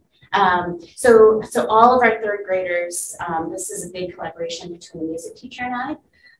It takes about 6 weeks for us to do this, but we introduce them to Scratch.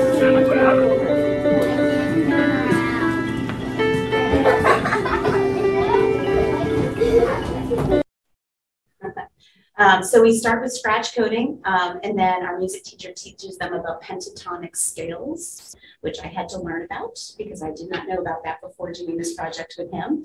And we teach them how to code that in scratch coding using coding blocks. And then the students make a physical object that becomes a musical instrument. And there's conductivity involved, so they have to connect, those are little alligator clips that connect their musical instrument to a makey, which goes to their scratch coding, so they can actually play their instrument by touching the contact points on their instrument, and it makes their scratch program make music. That's the 20-second exploration of that project. And we also do a stop motion animation to connect with science because they learn about the life cycle of the seed. And then in grade 4, our first trimester project is a choose your own adventure coding story where students create stories that have 2 possible endings.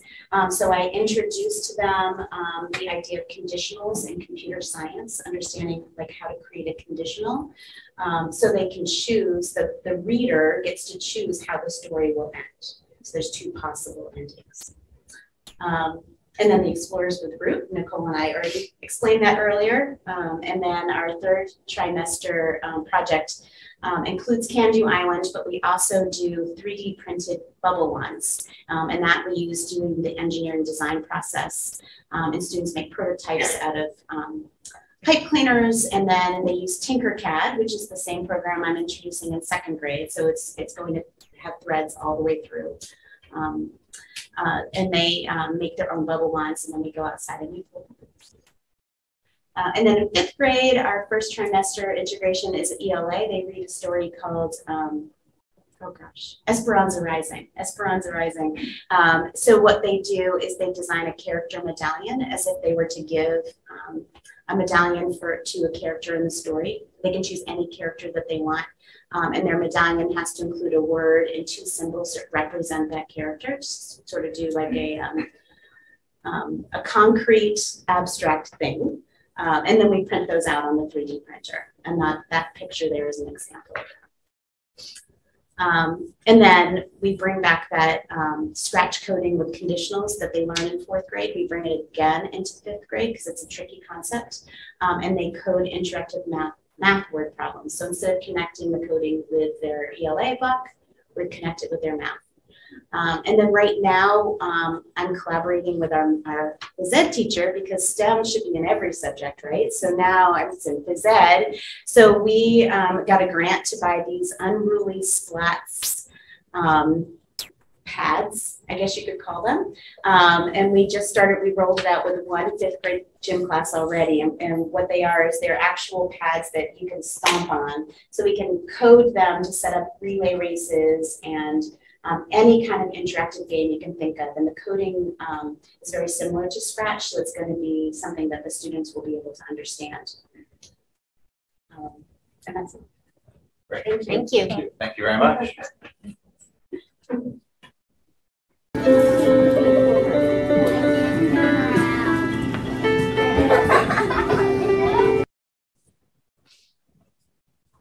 So social emotional learning, also known as SEL, is pretty much like how we live our lives, right? Like from the way we group the students to the way we set up our classrooms. It's really part of everything we do, both at Shaker Lane and at Russell Street. Direct teaching, modeling, all those things just kind of happen regularly. But in addition to that, like Shaker Lane also has the 2nd step SEL curriculum. They're trained in responsive classroom. They have the HEART program, and they like to do a lot of diverse read alouds. And you can see the grade 2, there's positive affirmation plaques, teamwork at local play day, and of course shaking featured there with the CSI. So that's pretty much Shaker Lane. The next slide, please. Moving on to Russell Street, it's really a continuity of all the foundational skills for social emotional learning, because they are skills, right? Those seeds are planted at Shaker Lane, and it really continues on into Russell Street. And as I'm sure we all know, this type of learning is needed now more than ever. I think some of the other curriculum presentations for grades 6 through 12 also brought up some of the challenges that we're facing as classroom teachers in terms of students needing to be taught how to work in a team, be taught how to communicate with each other and express their needs to each other. So there is a lot of modeling that happens. So unstructured in the moment, and then also through the curriculum that we have. So second step, the second step curriculum is like very explicit teaching of social skills that starts in kindergarten and weaves all the way up through grade 5. And it's really valuable. It's like a subject we do in school during the day. And it's been really great.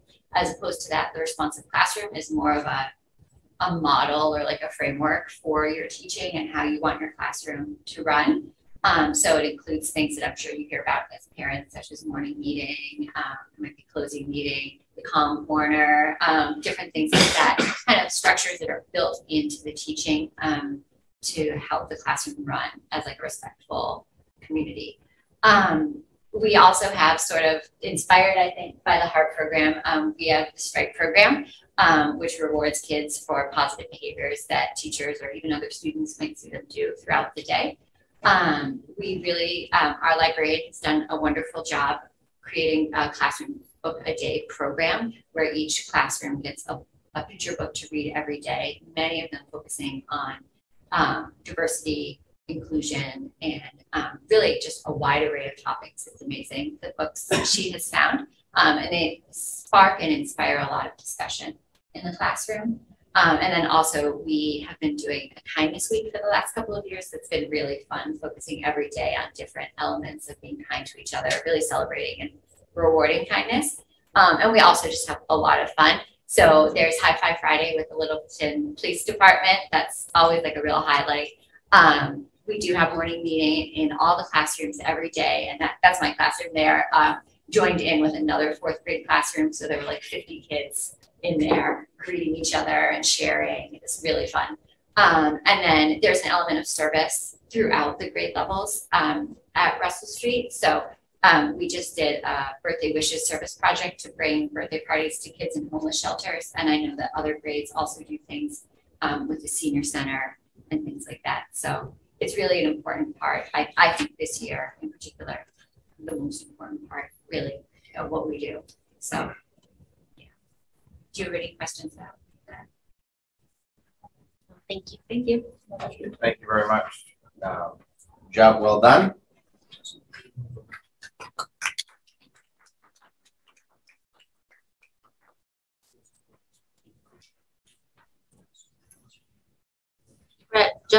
Brad's raising his hand. Brad, sorry, go right ahead. I have so many questions, but I want to ask a lot. I will say that I think we should note as a school committee just how remarkable it is that these two schools work so closely together. I think we take it for granted because they do. And I think that's a credit to the school leadership and to the teams that work within the school buildings and across the school buildings. But we see it with the Lucy Calkins stuff, with the second step stuff, with the STEM skills, the focus, the 5th grade's building on 2nd grade, building on 3rd grade, and in the interlocking parts of the social studies curriculums. I just want to say how much that was a theme that came through all these presentations, and I appreciated it. The other thing that sticks out to me is that, and through all the presentations today, that's really helpful to me, at least, as a committee member, is the notion that we've talked some in the past about gaps, and we've heard in the general kind of atmosphere about learning loss. But it seems to me that the gaps are not so much content as they are the kind of social emotional skills and the executive functioning skills that a lot of teachers commented on tonight. And I'm just glad we have UDL, which also seems to be a theme, the utility of the UDL approach as a way to kind of meet all the students where they are. I just want to say, just note that's what I'm seeing, and I hope that's accurate, and that I appreciate all the work that's gone into these presentations and the classes behind them. Thank you. Agreed. Perfect. Yeah. Thank you very much for all the work. Dr. Clenchey was just consulting with me on the agenda. It appears that we're probably not going to hit our 9 p.m. So what we're looking to do, we're going to continue with the professional development highlight, which is next on the agenda. We want to give that its fair share of time this evening, but we're looking to move the school improvement plans to probably our next meeting. Jason, you look so nice this evening. Thrilled by that decision. Yes. So no, that's fine. Whatever you guys want to do, I'm good. Yeah. Okay, and then we'll likely also move the new business items to the following meeting as well. So does the committee want to take like a 2-minute break to get up and stretch and, bio break or whatever, and then we'll reconvene, we'll hit the professional development, and we'll most definitely be wrapped up by 9:30 at the very, very latest. Sound like a plan? Okay. 2-minute break. Yeah.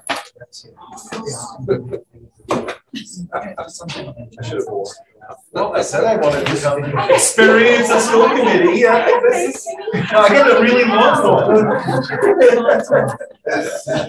I have.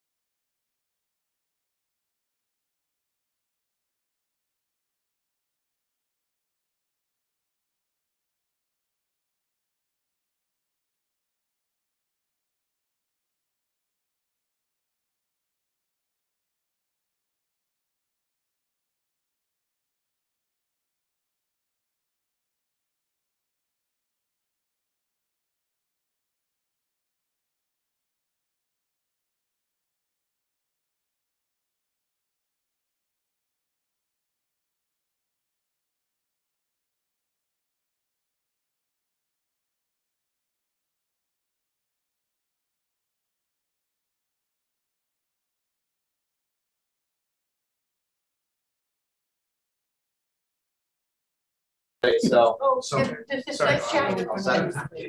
right, we are back from our very short break, and we've made a couple adjustments to the agenda.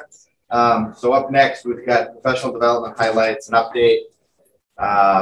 Educators Mike Staukis, Joseph Dennis, Dennis Mashad, Danielle Bearden, Ann Krasinski, Kristen Hemis, and of course, Beth Steele will present highlights and updates about this year's professional development.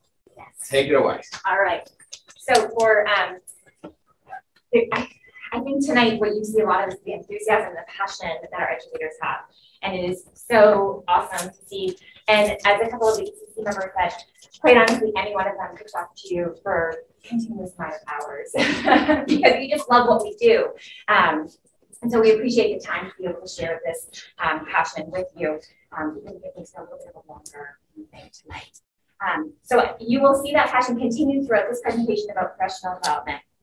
And so, Dorothy, can you get those slides? Thank you.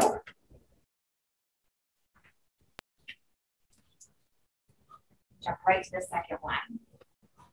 So our second standard within our district strategic plan states that we provide staff with a variety of professional development opportunities that are connected to the district strategic plan and individual school improvement plans. Our early release professional development, that's where we have really our time to do our professional development. It's made up of 12 early release days in total throughout the entire school year. It's broken down to 2 district-based PD days, 4 school-based PD days, and then 6 site-based, or what we commonly have said is faculty-led, which was a little bit altered this year due to the year that we had and the difficulties and the challenges that we had. We've spoken about that before, and we're going to see some of the results of what our educators did during these days. The other half to our professional development plan is a tuition assistance program. And so our educators are allowed a certain allotment of money in order to take courses or attend workshops or conferences, anything of that sort.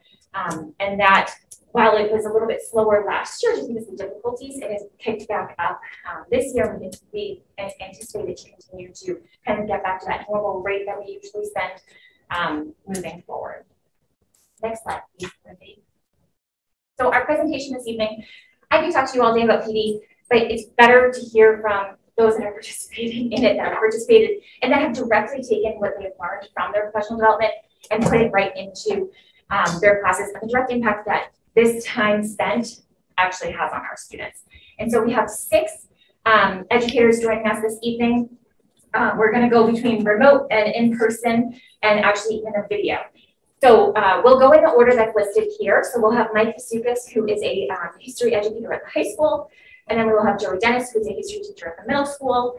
We will then have Danielle Bearden, who is a math teacher at the high school. Anne Brzezinski, who is here with us in person, is a grade 1 educator at Sugar Lane. Dennis Michaud, who is also here with us in person, is a science teacher at the high school. And Kristen House, who is our one of our elementary art educators. So without further ado, I'm going to toss it over to Mike, who is joining us virtually. Awesome. Thanks, Beth. So this summer, I was very fortunate that I got to attend the AP Summer Institute for AP Macroeconomics, which is a new course that we offered at LHS. I was actually able to do it through the University of Texas at Tyler. Well, I didn't go there. Yeah, I'm sure it's lovely. I was able to do this through the Barnes & Noble in Nashua, which had everything that I needed for it. Within the course, it was a week-long course with one of the best instructors I've really ever had, who made me feel incredibly comfortable and confident in teaching the curriculum this year. It's been a little while since I took an economics course, especially macroeconomics. So getting back into the swing of things and then him being able to answer the questions was super helpful. This was also the first AP course that I taught, and so he was incredibly insightful in helping to design the syllabus and the curriculum that would go along with it. One of the things that the instructor helped us develop with not just him, but the other members of the class was a 300-page document that went through the curriculum lesson by lesson, unit by unit. We also did a deep dive into MyAP. If you're not familiar with that, it's kind of like the Google Classroom for College Board and AP classes. Within MyAP, they have a variety of practice problems that correspond to each lesson. So after we would take a lesson or we would go through the lesson of the day, we would tackle some of those practice problems. For the multitude of lessons where I was unable to cover the content perfectly, they had videos that covered all the content and all the skills that were necessary to practice for the exam. And then also they had questions from past exams for every single lesson and for each unit. It also broke it down into what percentage of each unit would be on the exam, so students could feel incredibly confident knowing, if they mastered a unit, just how much that would then be on the exam, and what they could really focus on as we got closer and closer to May 5th. Like I said, we did a comprehensive review of each unit, formulas that were necessary for the students to master, different ideas for different lessons that we could pursue, and then the review problems as well. And then one of the great things that was created from this was the lasting collaboration that was established with the other AP teachers. They were from all across the country. Some were from San Francisco, some were from around the Texas area. That was a little bit more common. But in the American Southeast, and then even in the Northern Midwest too, there were some teachers. And we actually created a Google where we were able to communicate throughout the year about areas that we were noticing struggle, areas where we were able to practice with each other. The instructor that I have, David Mayer, actually stayed in touch with him throughout the year. So if ever there was a question that I was unable to answer, I could contact him and we would be able to answer that question immediately, or probably the next day when he would get back to me for that. So for the next slide. So just some samples of the coursework that we went through here. You can see on the bottom left there, those are some of the past practice exams that students were able to take and get instantaneous feedback for as we, again, approach the final exam there. My AP, and you can see on the left-hand side there, just a review or the overview of all the different curriculum and units that were there, different question banks and assignments that were there. It is one-stop shopping for any AP course. On the top left there, it's just kind of the first page of the unit of the very first unit, basic economic concepts there. Again, it says that it's about 5 to 10% of the actual exam that will be there, but also gives like a pacing structure too, which is super helpful. And then it's kind of tough to see there, but it talks about the basic course skills that students would need. And so as we would go through the units, we would have 8-hour study guides based off this. Students would get this, and we'd go through the skills that they would need. It also mentions like where students oftentimes lose points on the exam, and so areas of stress. So just as we would go through that, we could make sure students wouldn't lose those points. The bottom right there, there's, again, some of the sample problems that we created as we were going through that week-long lesson, or I'm sorry, those week-long lessons. And then on the top right, just a photo of the review session that we had getting ready for the exam. And yes, the students were bribed with my dog and pizza. So they did go. There was many more who were there, I promise, but that's what we had. So without any questions, or if there are questions, I'm happy to field them. Mike, was this covered by the tuition assistance program? Yes, it was. Yeah. In its entirety? In its yep, exactly. Perfect. Great. Thank you. Thank you. And now I think for Joey Dennis. Hi, so I'm Joey Dennis. I'm the 7th grade ancient history teacher, and I'm going to talk about some of the classes that I took this year. I'm going to cheat a tiny bit. I promise I'll be quick. This is my 3rd year in Littleton. I really like it. My first year, I took a ton of ancient history classes because I didn't really have that in my background. I was more of a medieval history and modern history person. So I did all those things. And then during COVID last year, I really wanted to do more things online, obviously, because we were using Chromebooks. On top of that, in the summer, I did the UDL book study course, and I really enjoyed the UDL stuff. So I wanted to pick classes this year that I could sort of what they call like the UDL, a menu of different types of assignments. So what I basically did was I found 6 classes that have different types of things that kids could do in the classroom. So I have WebQuest was the first class that I did that I completed. And if anyone has a 7th grader or 8th grader, more so 7th grader, they will probably tell you how much they love doing MLA citations. And that was one of the big things that I learned from my first class. So a lot of students are really probably hating that I took that first class about WebQuest and using the internet and creating sources in MLA format. So that was one thing.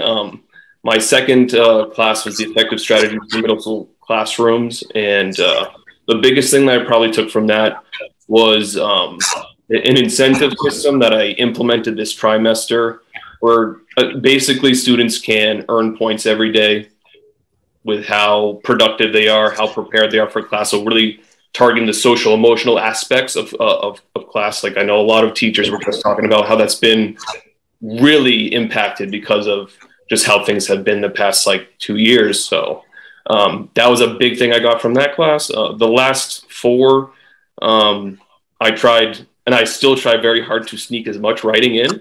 So a lot of those things that I learned from those 4 classes are about writing in history class, which 7th graders don't always love to do, but I like to do a variety of different types of things. So if you don't mind switching to the next slide, please. I have a little sample of something that we did actually last week. So kids were reading about how there were social and economic advantages and disadvantages for the Roman Republic expanding beyond the city-state.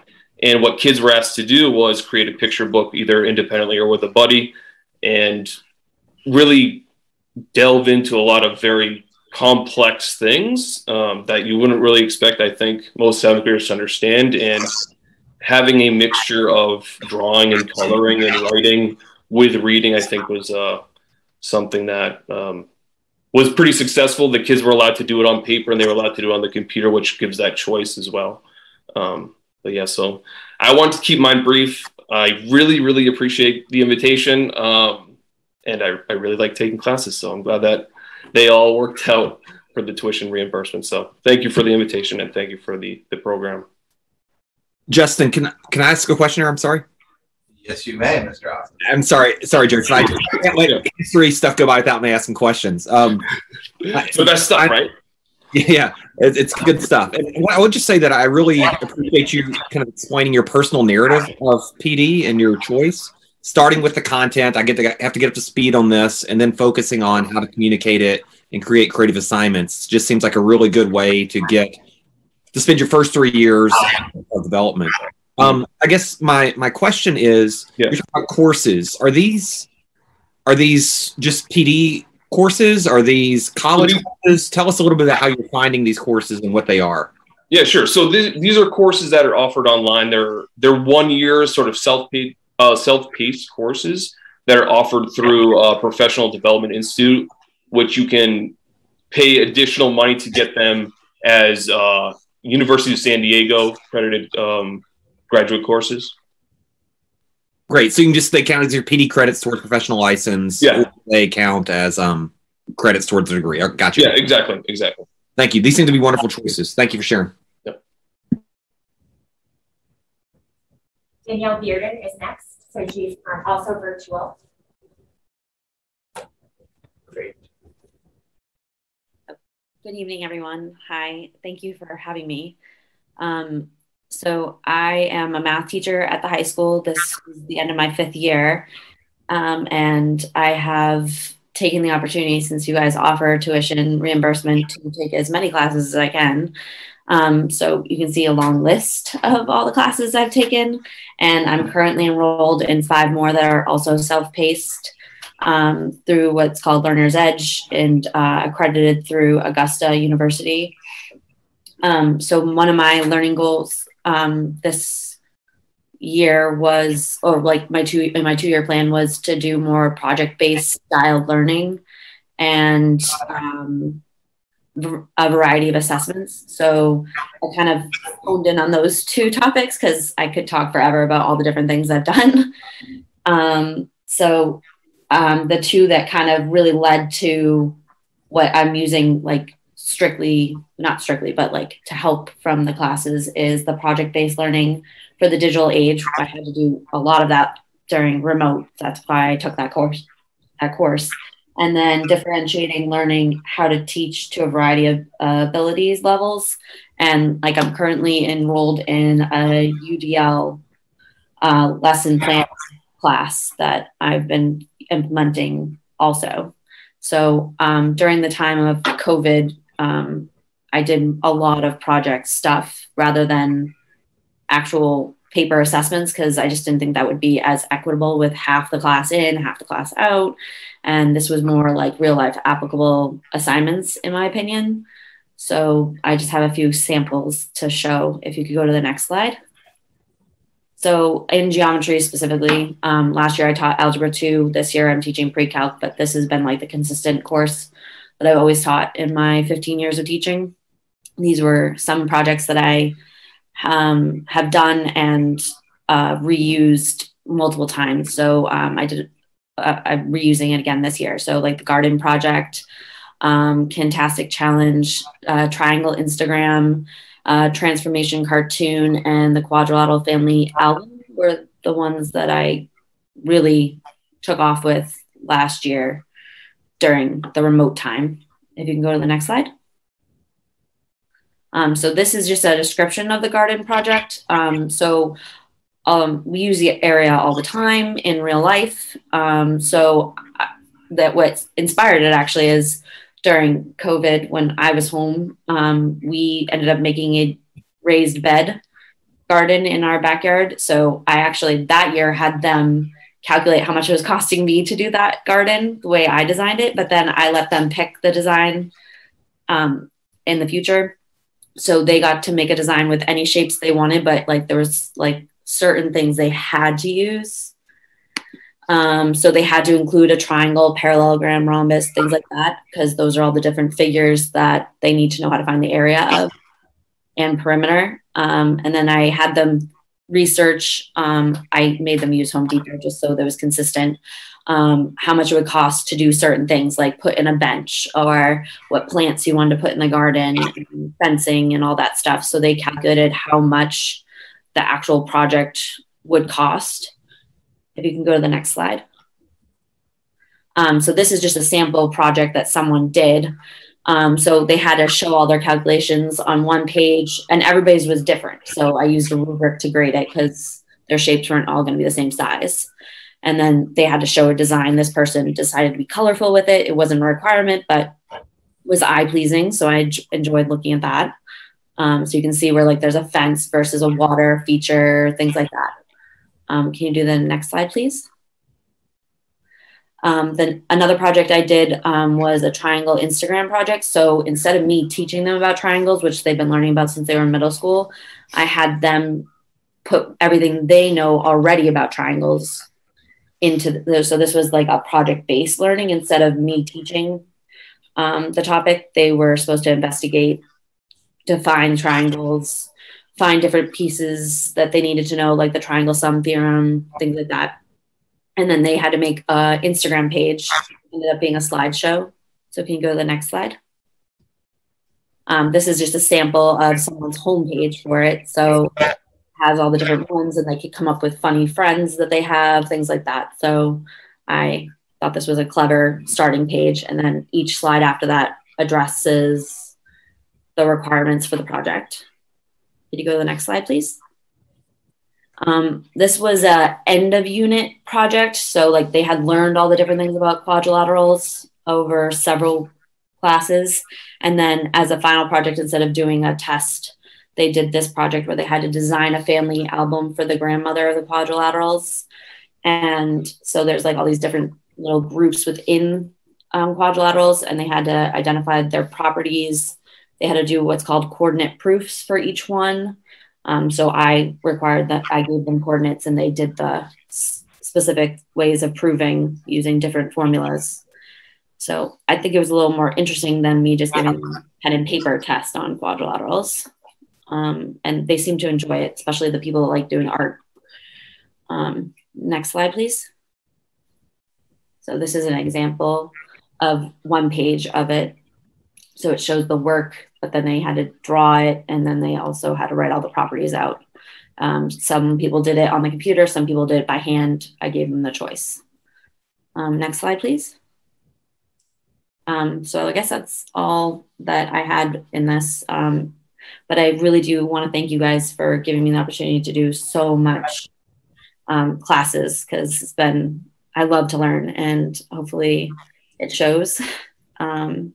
So does anybody have questions for me? I just have another quick one. Thank you, Ms. Bearden, for all of that. That seems fascinating. And I can see how I love seeing how you're translating your classes. I guess I have more questions about the PD itself. Like taking all those classes, like how much do these cost? So I was able to, I take 5 courses every summer, and it costs $2,500 every summer to take the 5 courses through this program called Learner's Edge. So it counts for PDs and for college credit, because I pay for that version. So I get 3 credits for every class I take. Fantastic. All right. Thank you very much. Them for whatever is going on in life at that time. So sometimes it's better to better myself as a teacher, or the classroom, or the students. Great. Thank you. Any other questions? Thank you for your dedication. That's a busy summer. Yeah.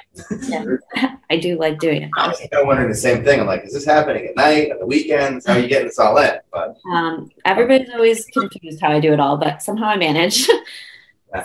I thank you for giving me the opportunity to show you what I've learned. Thank you for all the work. Moving right along. Hi. Hello. I'm Ann Brzezinski. I'm a first grade teacher at Shaker Lane, and I'm here to talk tonight about the district PD that we did.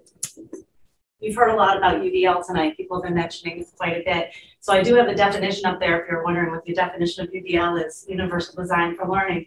But the concept actually was inspired by the Universal Design movement in architecture, which aims to create environments that are usable by all people to the greatest extent possible, without the need for making like a specialized design.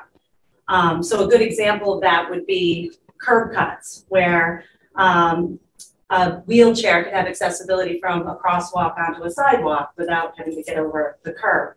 And if you think about all the people that use curb cuts, you know, anyone pushing a stroller, a child on a tricycle that's crossing the street, or bicycles, rollerblades, anything with wheels on it is going to use, so the greatest extent possible is really happening in that scenario. How does this translate to education? Well, it translates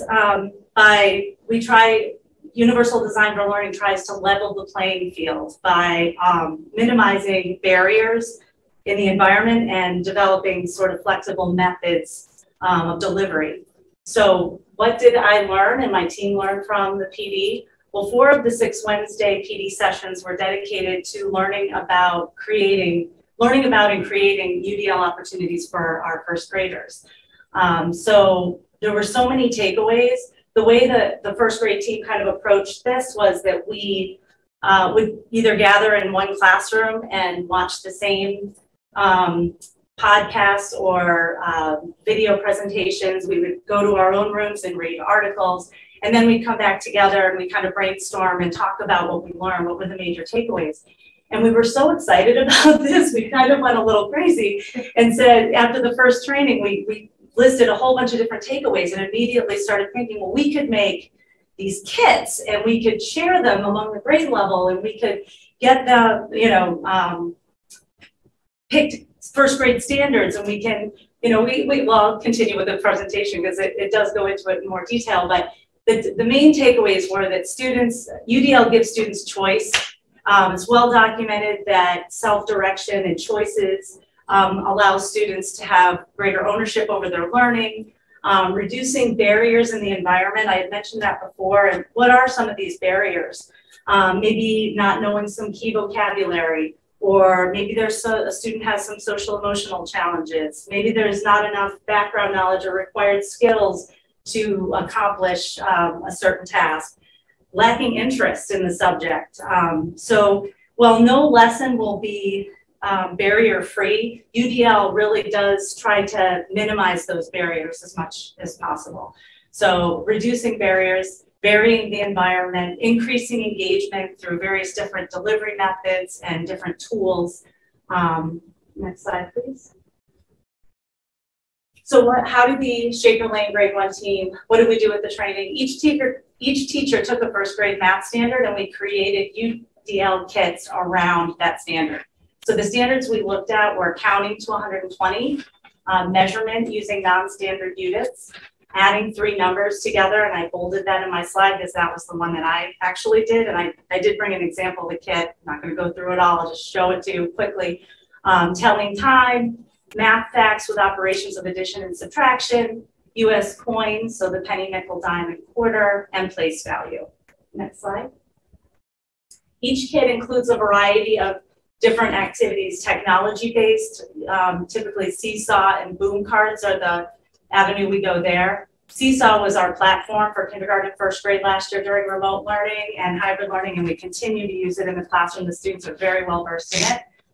Pencil and paper-based activities, worksheets, task cards, read the room activities, which my class loves, hands-on activities and games. So each teacher effectively made 3 kits, one for each of 3 classrooms at a time. And we set up a monthly schedule so we could sort of share the kits between the classrooms with all of those different standards. And so students would get to do a UDL day about once a month. That's what it averaged out to be. Next slide, please. On UDA days, students get to choose what they want to do during the entire math block and switch activities freely at their own pace. There's no doorbell or bell ringing saying we need to move on. They can try an activity. If they don't like it or if it's not something that they feel is a good fit, they can try something else. So each kit offers differentiated materials with a variety of different task cards, recording sheets at various learning levels. For example, I mentioned that I did the addition of 3 numbers. So I found activities that would have addition of 3 numbers with a sum of 10, and that would be in a basket. Activities within, with a sum within 15, within 20. So all students could really find an appropriately challenging activity that they could feel comfortable and successful with. That's that huge differentiation piece. Teachers also prepared a Google slide for each kit and a teacher guide. So the teacher guide indicated additional materials that would be needed for each activity. So we made the kits, we made all the copies, we laminated the game boards, we did all of the cutting and all of that stuff for each of the 3 kits. But then teachers would be able to use like things like dice and counters and playing pieces from their own classroom. So they aren't a permanent part of the kit. We all just pull that together. And then the Google slide is displayed on the TV screen in the classroom during UDL times as kind of like a visual menu for students to be able to sort of see what their options are. Next slide. So this is the adding 3 numbers menu that goes with my kit. So you can see that there's a number of different activities, both games, paper and pencil.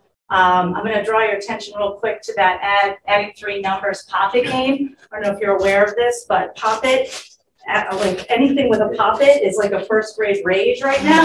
So engagement is a big thing. So this was that activity in this little bag. So the kids just love being able to use these Pop-Its as a math tool. They're constantly wanting to use them as fidgets and playthings, but to use them in math and actually be allowed to have them in the classroom, this is pretty cool. So this is an example of one of the kits that we made. And so everything highlighted in yellow are the things that the teachers would need to get from their own classrooms to include in the basket, but everything else is in the kit.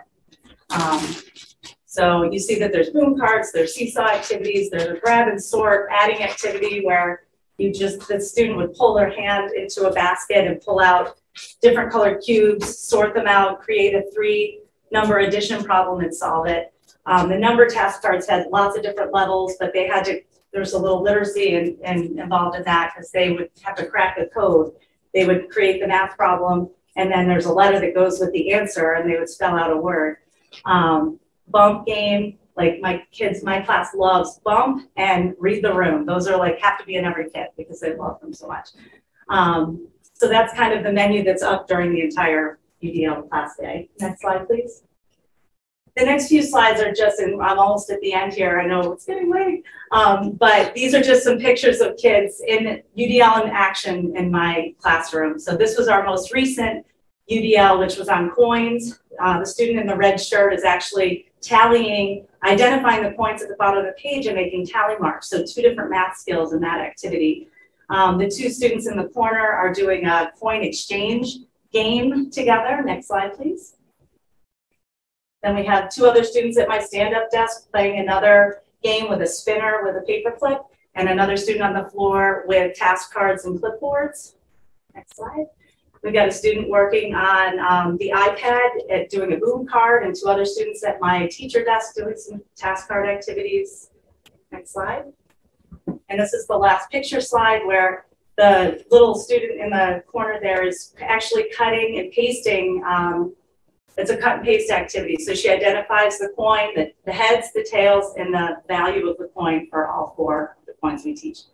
And then the last, oops, sorry, that's okay. Just the last picture is just a memory game. So the students would have to identify the coins and the coin amount. So they'd not have to know that a quarter is 25 cents and 2 quarters is 50 cents. So they're doing some math there as well. So next slide. So in conclusion, UDL is a really great reminder to all of us that learning is not a one-size-fits-all situation. There's so much variability that students bring along with them, whether it be their executive functioning skills, social emotional well-being, interest in the subject, level of effort they put into things.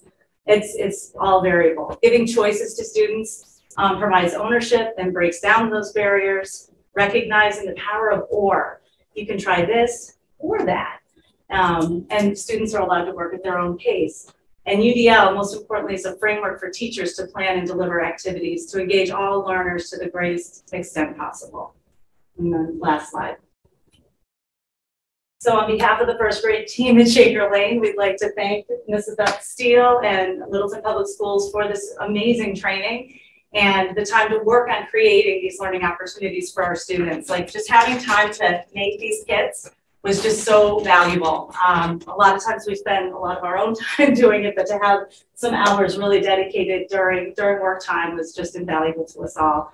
And I wish I had a more up-to-date picture, but this is your first grade team at Christmas time. Thank you so much. Thank you. That's great.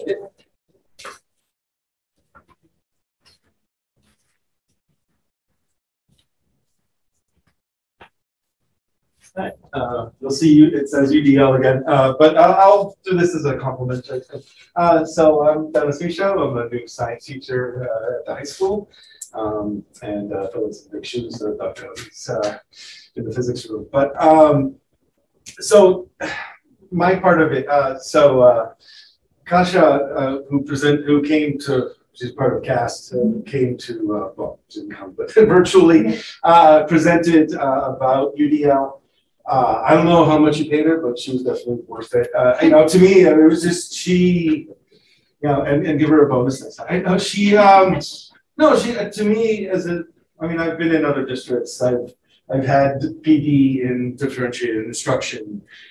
I mean, I've seen some of this before, but I mean, it was like her talk was speaking to me as, you know, in one, it's like UDL as a framework. It doesn't mean it's not, you know, it's not against differentiated instruction, it's just a different way of doing it. But it also helped me link some of the PDs I've done on differentiated instruction and how UDL has some benefits, you know, and, you know, so the, you know, differentiated instruction, I remember as a new teacher, it's like, I have to figure out all the students are learning at different times, and that seemed really challenging, right? It's like, hey, let the student actually figure out what they want to do. That was powerful.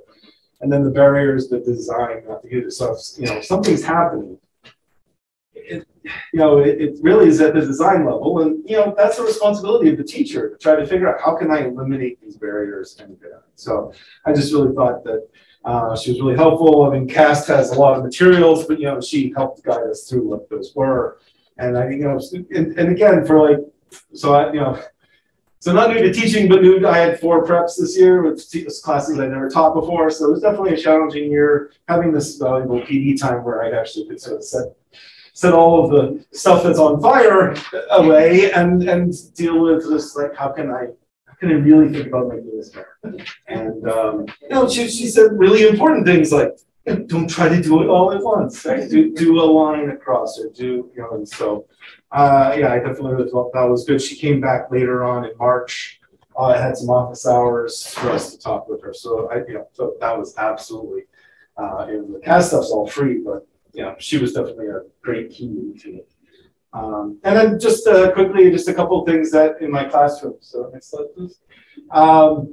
So I was, you know, thinking about a lab that I was going to be doing for AP Physics during the PD, and I was thinking about, well, all right, we've been doing these sort of physics lab, do a report, and it made me think about, well, what do I really want the students to get? Do they have to have a written report, right? And so let's do a slide presentation. You know, and you know, so these images that we did, these I just grabbed from their presentations, right? The students made the cool pictures and presentations. And then the other part of this was we were looking at how energy, how an object's energy changes across height and potential kinetic energy. And again, one of the advantages of being in Dr. Hogan's room is there's a lot of weird engineering material that's in different boxes. And there's still about half the boxes in the room I really haven't had a chance to go through yet.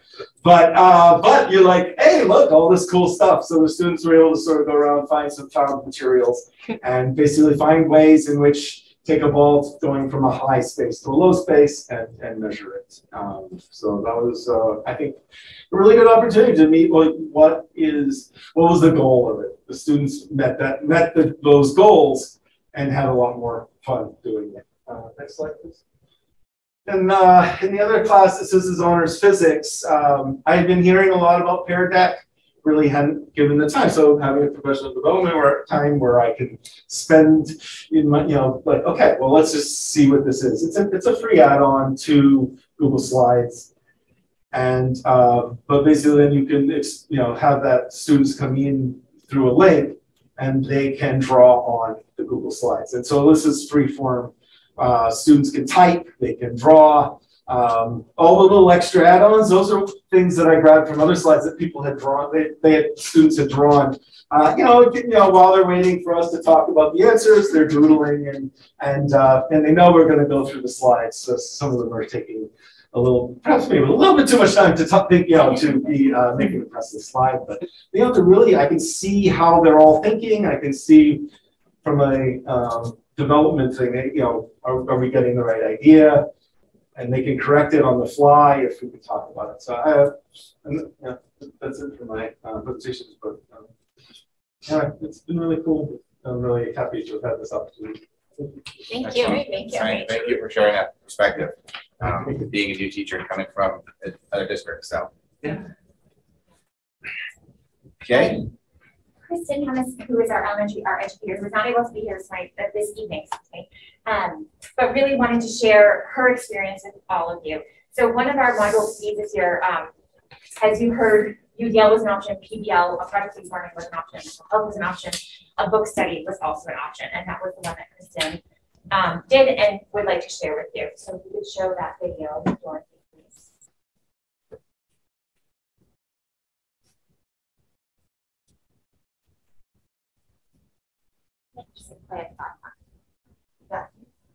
Hi everyone, I'm Kristen Hemmis, the Visual Arts Specialist at Shaker Lane and Russell Street Elementary School, and tonight I'd like to share an independent book study that I've been engaged in as part of the Module PD. I chose to read Art for All, Planning for Variability in the Art Classroom by Liz Byron.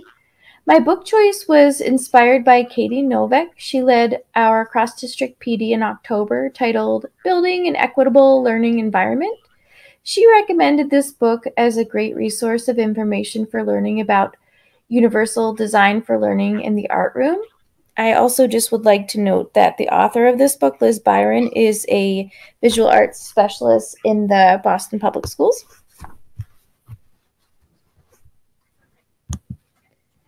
By this point in the evening, you've probably learned a little bit about universal design for learning and that it's based on 3 principles. The first one is just that when teachers are planning their lessons and curriculum, they're designing it in such a way that it's reducing and removing barriers by providing multiple options for students to engage in content.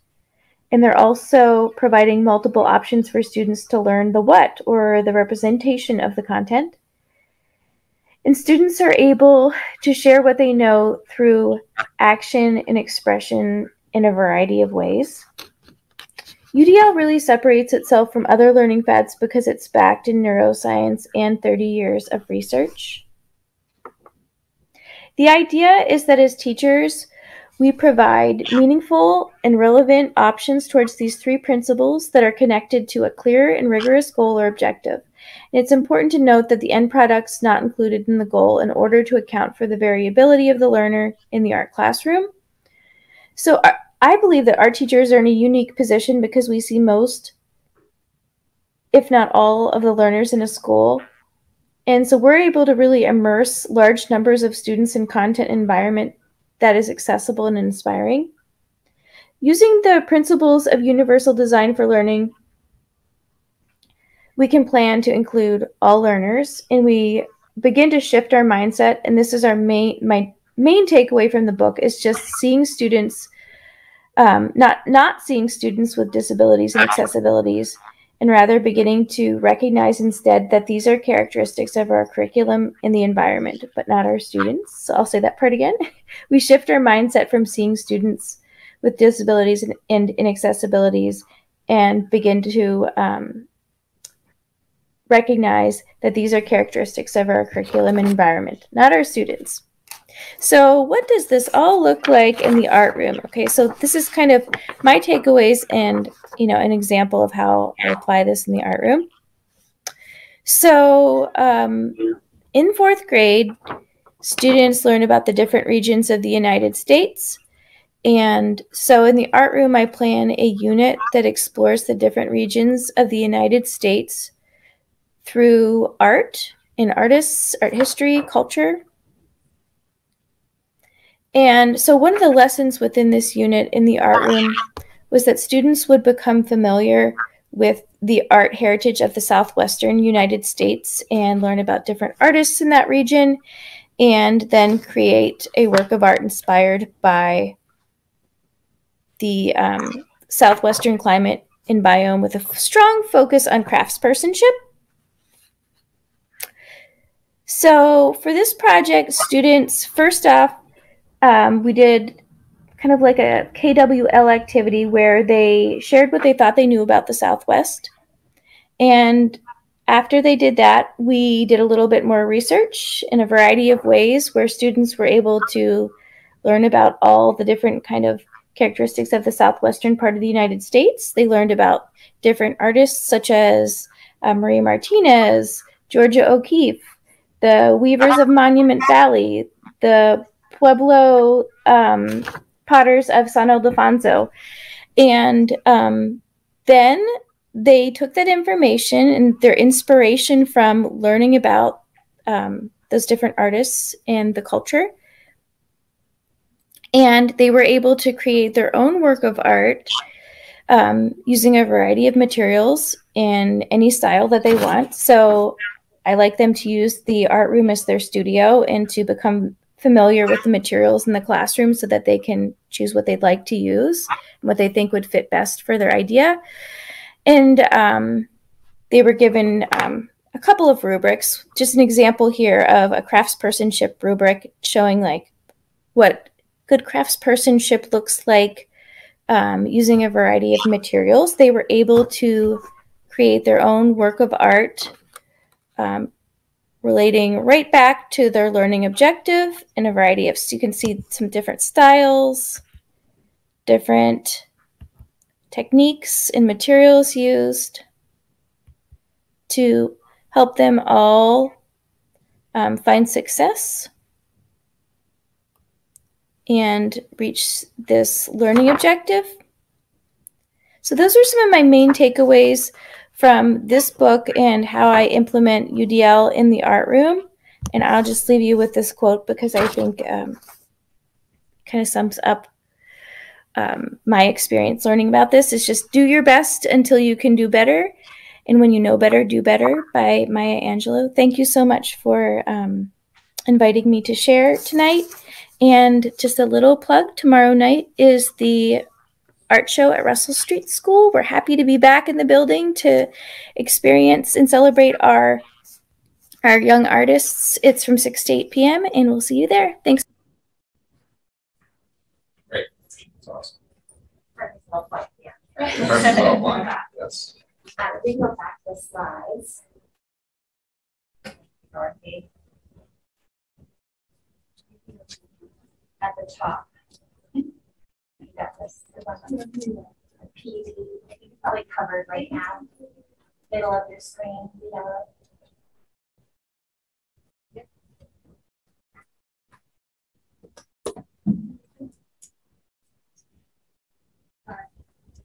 You're good, no worries.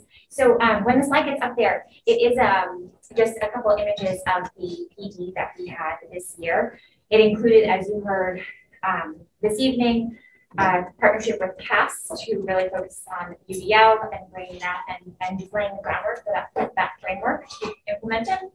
We also partnered with NAMI, the National Alliance on Mental Illness, to bring about awareness of mental wellness this year.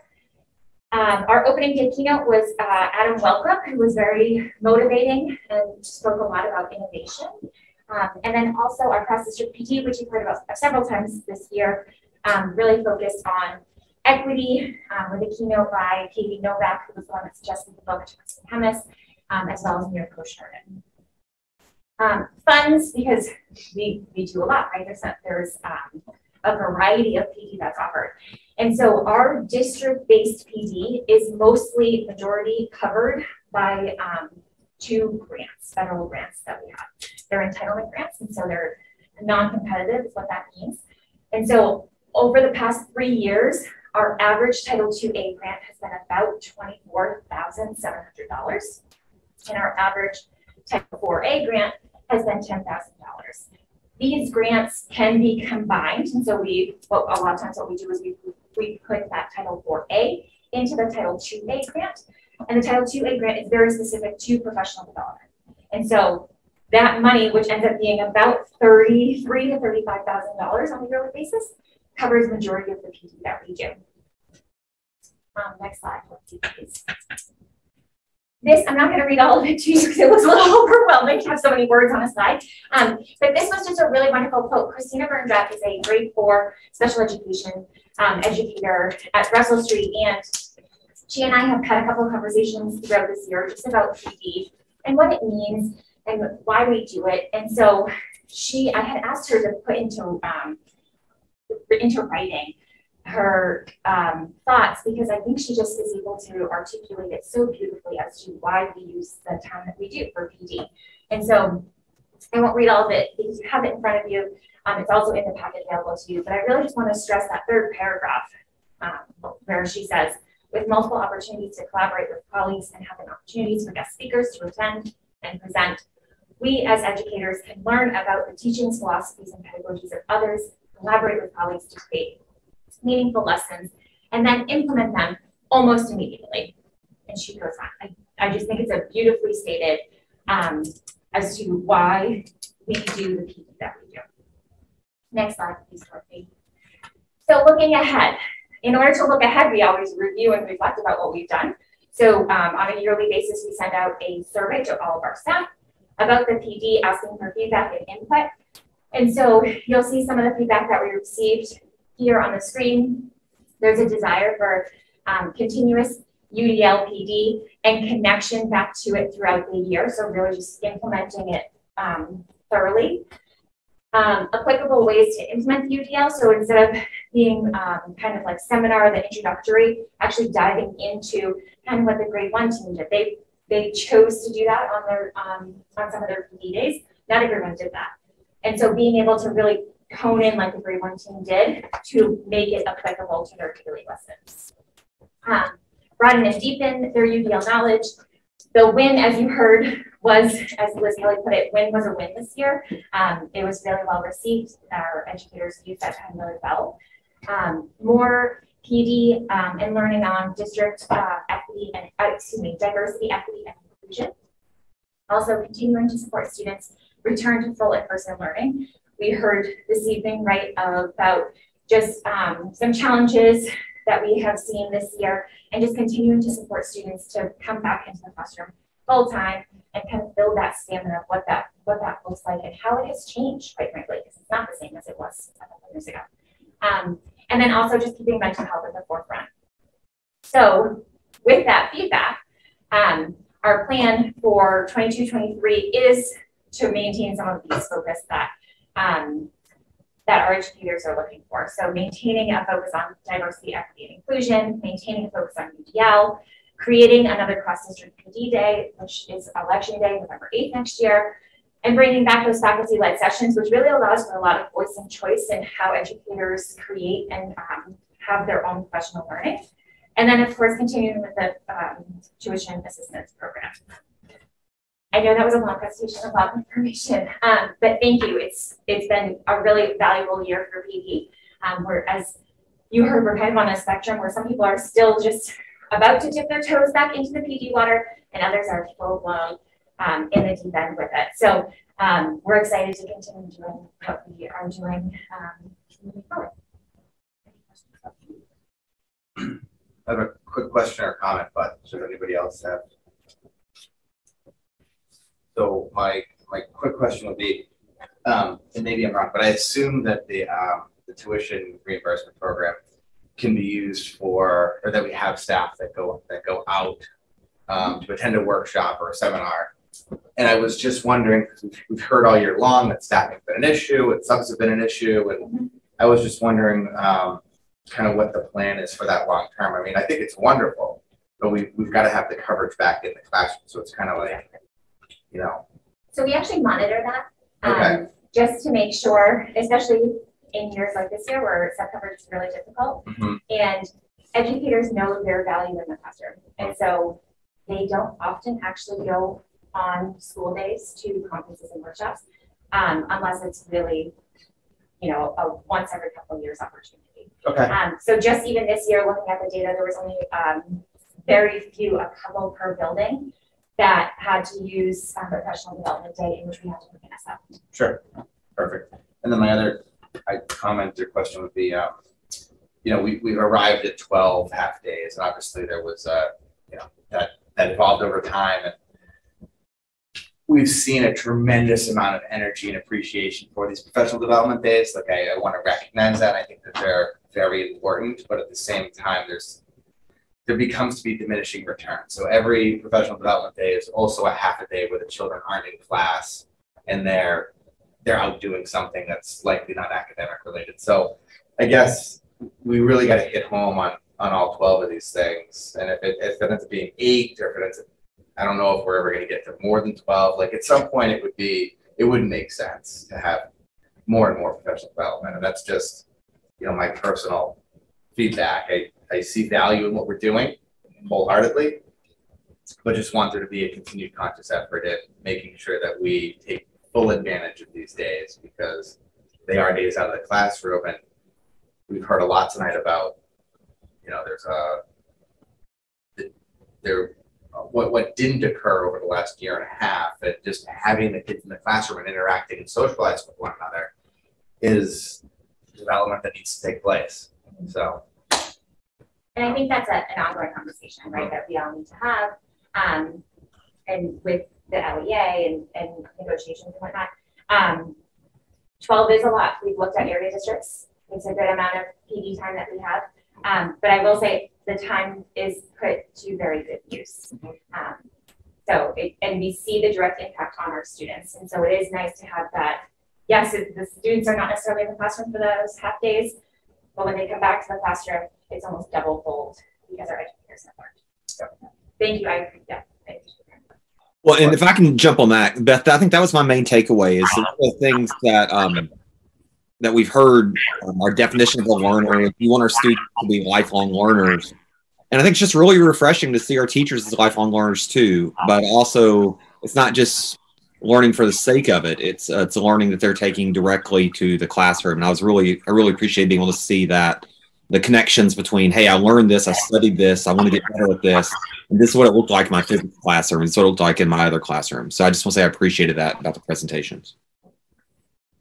And I think also the time spent in supporting them to have the time to implement it, like the teacher who commented about having the time to build the kits, because that's what I was thinking as she was sharing is, are you doing all of this in the evening? Because then we're talking about educator burnout, which has a huge impact on the children. And so I think having that incorporated into the thought process of PD, it really shows. And it's really, yeah, it's definitely, there's a lot that goes into it. So. Thank you, Beth. Great. Thanks, Beth. We're in consultation with the superintendent. We're going to take the Care Solace agenda item and move it to the following meeting. And we're going to, so that'll wrap up all the presentations for this evening. We're going to move into our singular old business item, which is the COVID-19 dashboard update. I think Listener is going to walk us through case count, prevalence numbers. I don't know how much of an appetite the board has for discussion on this topic, but we could be out of here in 10 minutes, so we'll see. Here's something. So we just looked at our prevalence rate over the past 2 weeks. So if you could just actually scroll down first because I want to just look at our 2-week prevalence rate, and then we can have a little bit of conversation about just weekly. So overall for the there we go. So overall for the district, we're at a prevalence rate of 6.60%. And respectively at each of the schools, Shaker Lane has a 5.8 prevalence rate. Russell Street, we're at 7.54. Littleton Middle School, 6.68. And the high school, we're at 6.46%. So to kind of summarize it very briefly, I think that initially it was Shaker Lane and the middle school that had their spikes when we first came back from break, and now it's Russell Street and high school's turn. And so we're seeing kind of elevated rates. The rates are somewhat variable, but it looks like if we kind of stretch out and continue to kind of predict trends, we don't really have enough data to really look at a strong trend right now. We're hoping that we're going to be through the woods and that we're going to continue to see a downswing and a decreasing trend, because I think all 4 schools at this point have had their hit of the post-break spike, which has been pretty significant. We'll go back to the do you want to show 4 days? us First word, or the current 4 days? Sure.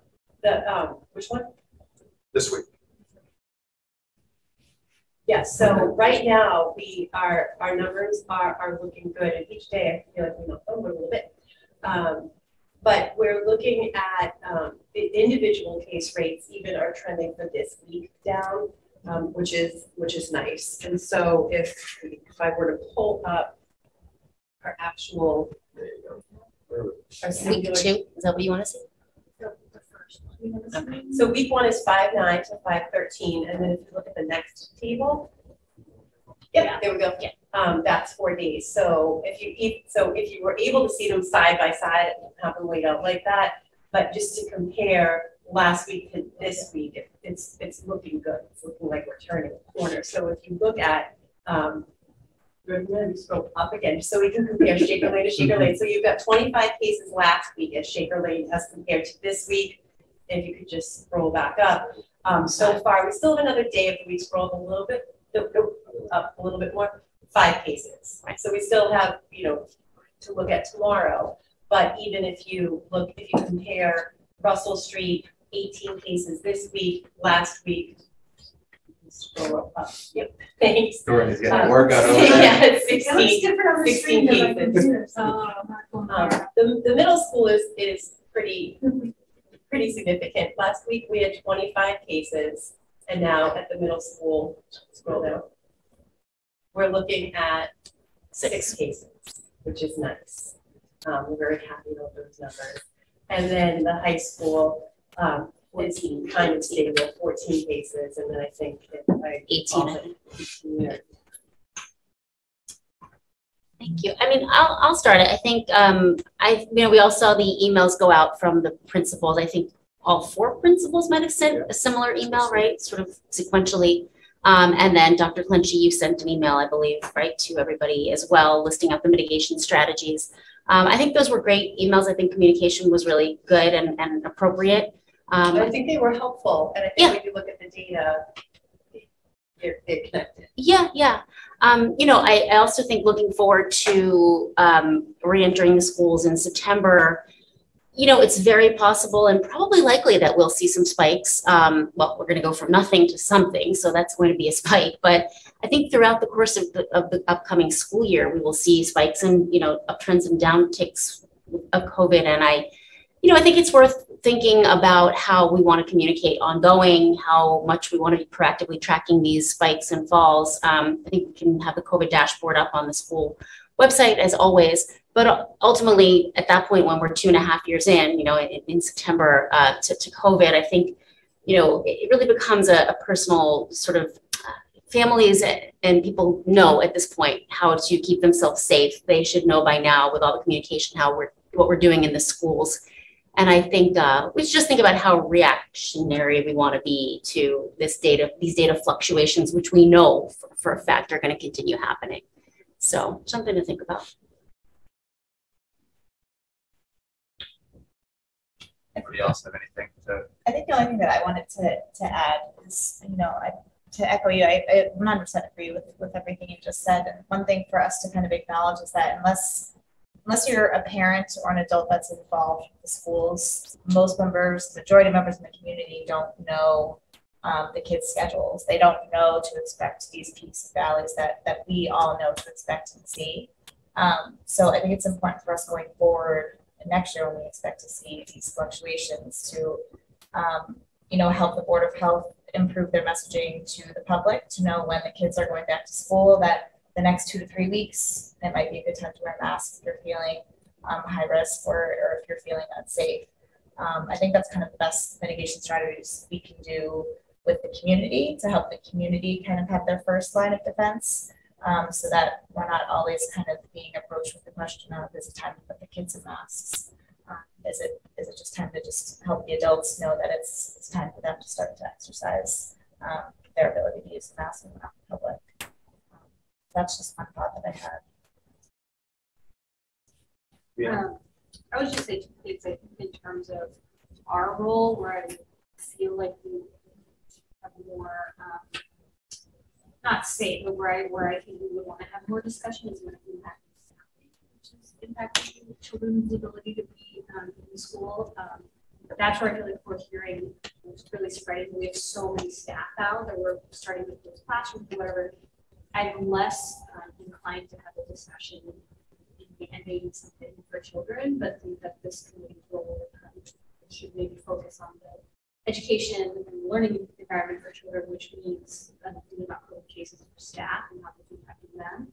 And the second thing I will say is, I think just the fall is just going to be completely different in terms of the landscape of the state and what's sort of coming on the horizon, because a lot of this is based on testing, and I think that's going to change a lot in the fall. And so it's just something to think about. And like you had mentioned, like preparing sort of our families, and we're coming back from the summer, and so if you are feeling a certain way, this could be a good time. But I just don't think we're going to have the data we have going into the fall. So just thinking about what that message is. An interesting perspective. Very well could be right. One thing to keep in mind is we do have a summer program, so it is a very small sample set, but we do have a full-time nurse who will be continuing to do work during the school year, so we will still be tracking cases of that small sample set. Brad, you have anything to offer? Yeah. I think, as you were asking earlier, I think there is an appetite for some of this discussion, at least. I'm glad we sent a letter 2 weeks ago. I think the work letters could have even been more strongly worded. We had a prevalence rate that spiked, I think, almost 14% in one of our schools. And we have to realize that, look, we do have a role to play in protecting our students and our staff. And I don't want to take masking off the table completely moving forward. I may be in the minority there. I'm not advocating for it right now. But it's a mitigation strategy that was effective. Not completely effective, but was effective for a while. And ANGLE will continue to consider it. And I hope that we can continue to work with the Board of Health to figure out what's right. These numbers we're looking at right now, in some cases they're encouraging, week to week, but we're also comparing 5 days to 4 days. So we're taking, real solace in having only 12 cases a day right now. That's a number that would have alarmed us a lot earlier. From personal experience, look, I had a student with COVID. I stayed home with her for a week to try to manage that. I got COVID. Now I'm out for a week. If we can prevent that happening, we can't prevent completely, but to the degree that we can support families so people don't miss 2 weeks of work, I think that's a good thing, and certainly is something we should keep on the table to consider. As far as moving forward right now, with these rates that are still 150, 160% higher than we had agreed with the Board of Health to work on before, we could send out another letter. We could just assume people are checking now. We could send out a letter that recommended instead of just drawing attention to. I think there are several policy options in front of us. But at the very least, I hope we can do what we can to keep parents informed about these rates, rather than trusting them to go to the website and look for the COVID dashboard. I asked with the letters that have gone, has there been a noticeable difference in mask wearing for children? There's been an increase in the schools of people wearing masks. Okay. I think an important note, we've had students and staff choose to wear masks since we offered mask flexibility. There comes a point in time where we have to rely on our community and beyond to do the right thing. And it's not as if we have anybody that doesn't know what to do. I mean, we've been in this over 2 years. And people look at the data, they look at their own experiences. I mean, it's pretty hard to find somebody that you talk to that hasn't experienced COVID either in the immediate family or so. So they take those experiences and they use some of those experiences to make their own determination. And it's part of that package called being a good citizen. And from an educational perspective, what we do as educators is we give people information, and with that information, we encourage them to make good decisions with the data that they have. That's one of our key pillars of the graduate. And we extend that to our community. I mean, our community is doing what they can to help us. And a long-term solution to any type of situation that you're dealing with is better served to go from mandated whatever to intelligent decision making as to what would be better for their family and the community at large. To impose strong word, but sometimes that's what happens in these situations.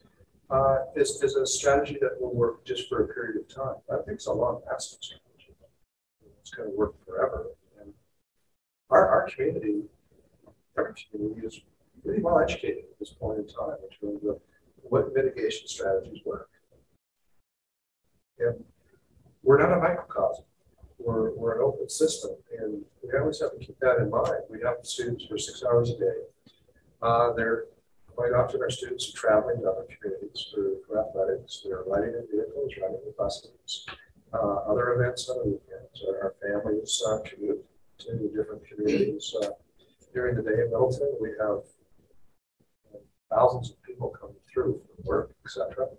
So when you're looking at mitigation and a stronger enforcement of mitigation, you have to look at a big area in order to make the difference, in my opinion, that's really going to be impactful in a shorter period of time. And we want to be as safe as possible. I mean, our job is to keep our schools as safe as possible. But look at the mitigation strategies that we're currently got during the last 2.5 years. The only thing we're not doing is mandated masks. But we still have people that make those choices. We have students that make those choices. I witness students that will determine that they're going to mask in a certain class, and they're not going to mask in another class. Or they come to school to mask because they've experienced something that says to them, oh, maybe it's better for me to mask for a week or days. Those are the kinds of decisions that we encourage people to make. That's my 2 cents. Good. Thank you for offering that. I'm in agreement with what everybody said. I think we've all figured out over the past 2 years what works for us. And I think as long as LPS is supporting an environment where we're supportive of those that choose to mask and those that choose not to mask, I think that's a win-win. We want everybody comfortable doing what they feel is best for them. Kelly, I agree with you. We want as safe as possible, but if you look around, none of us are masked, and that's the decision that we made. That's a decision that we feel is right for us at this point in time. To be fair, one of us is at home with COVID. Correct. I get that. Yeah, I'm just highlighting the fact that we're all sitting here without masks.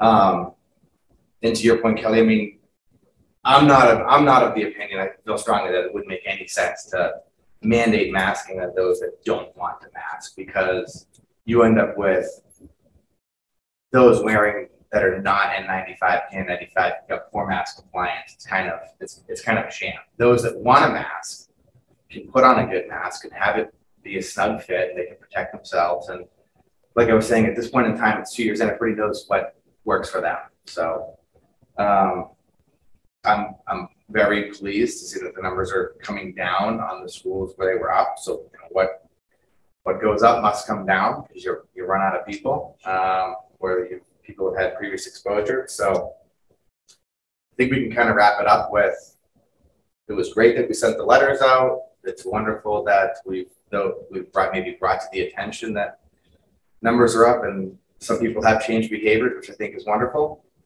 The only other similar topic I would suggest that we discuss real quickly is, I believe there was an interest from the Board of Health in having a joint meeting to discuss a mask mandate.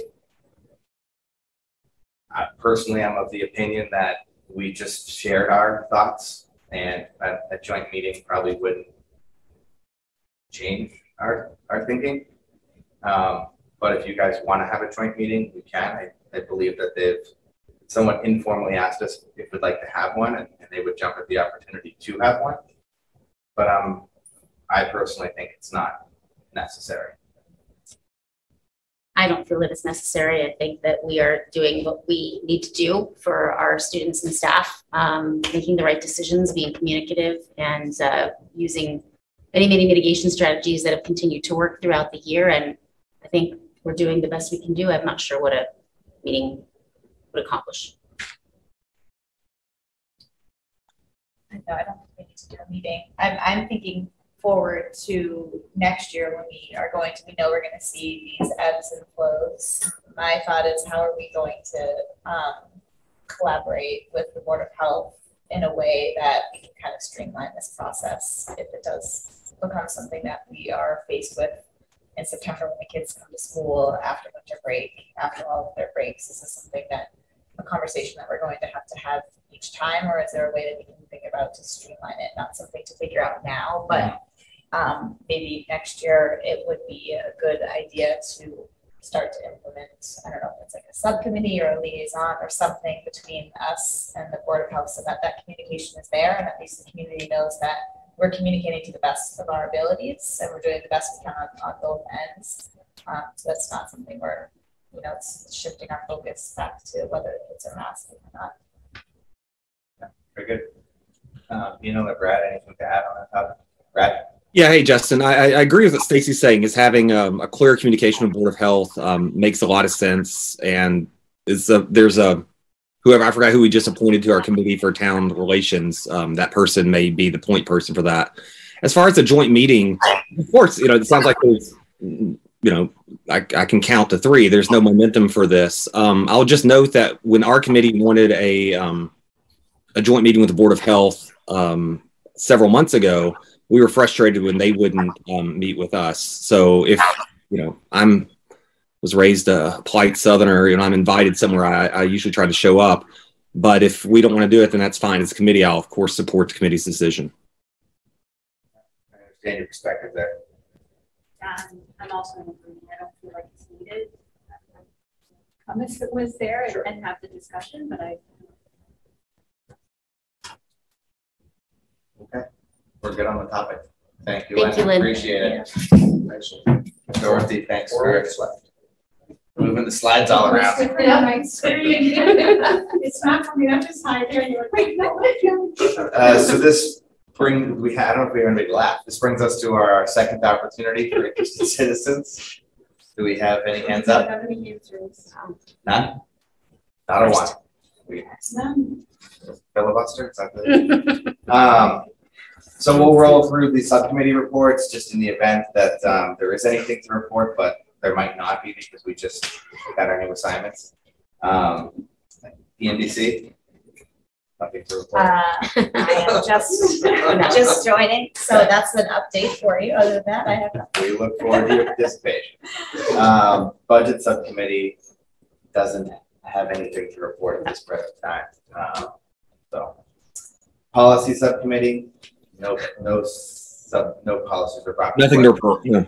Yeah, thank you, Brad. There will be policies at our last meeting. Our lawyers currently working on them. There's been some federal changes to discrimination and harassment. We have to rescind 2 policies and adopt another policy and change 1 more. So our district lawyer is working on them for us now. As soon as I have them, I'll circulate them to the policy subcommittee members. Thank you. Thank you very much. Brad, you ready to give a CPAC update or anything? Just the standard coming up in June, and just appreciate on behalf of CPAC and I guess all the parents, all the work for the connections report, connections thing that happened last night. I think it's really important for all of us, but especially parents of kids with special needs. So thank you. Great. I don't believe there's a need for executive session this evening. Thank goodness. I would entertain a motion to adjourn. Move to adjourn the meeting. Motion made and second, and all those in favor say aye. Aye. Aye. Opposed? Hearing none, we're done. Thank you very much. Good job. Justin, what's the role? No, we can keep going.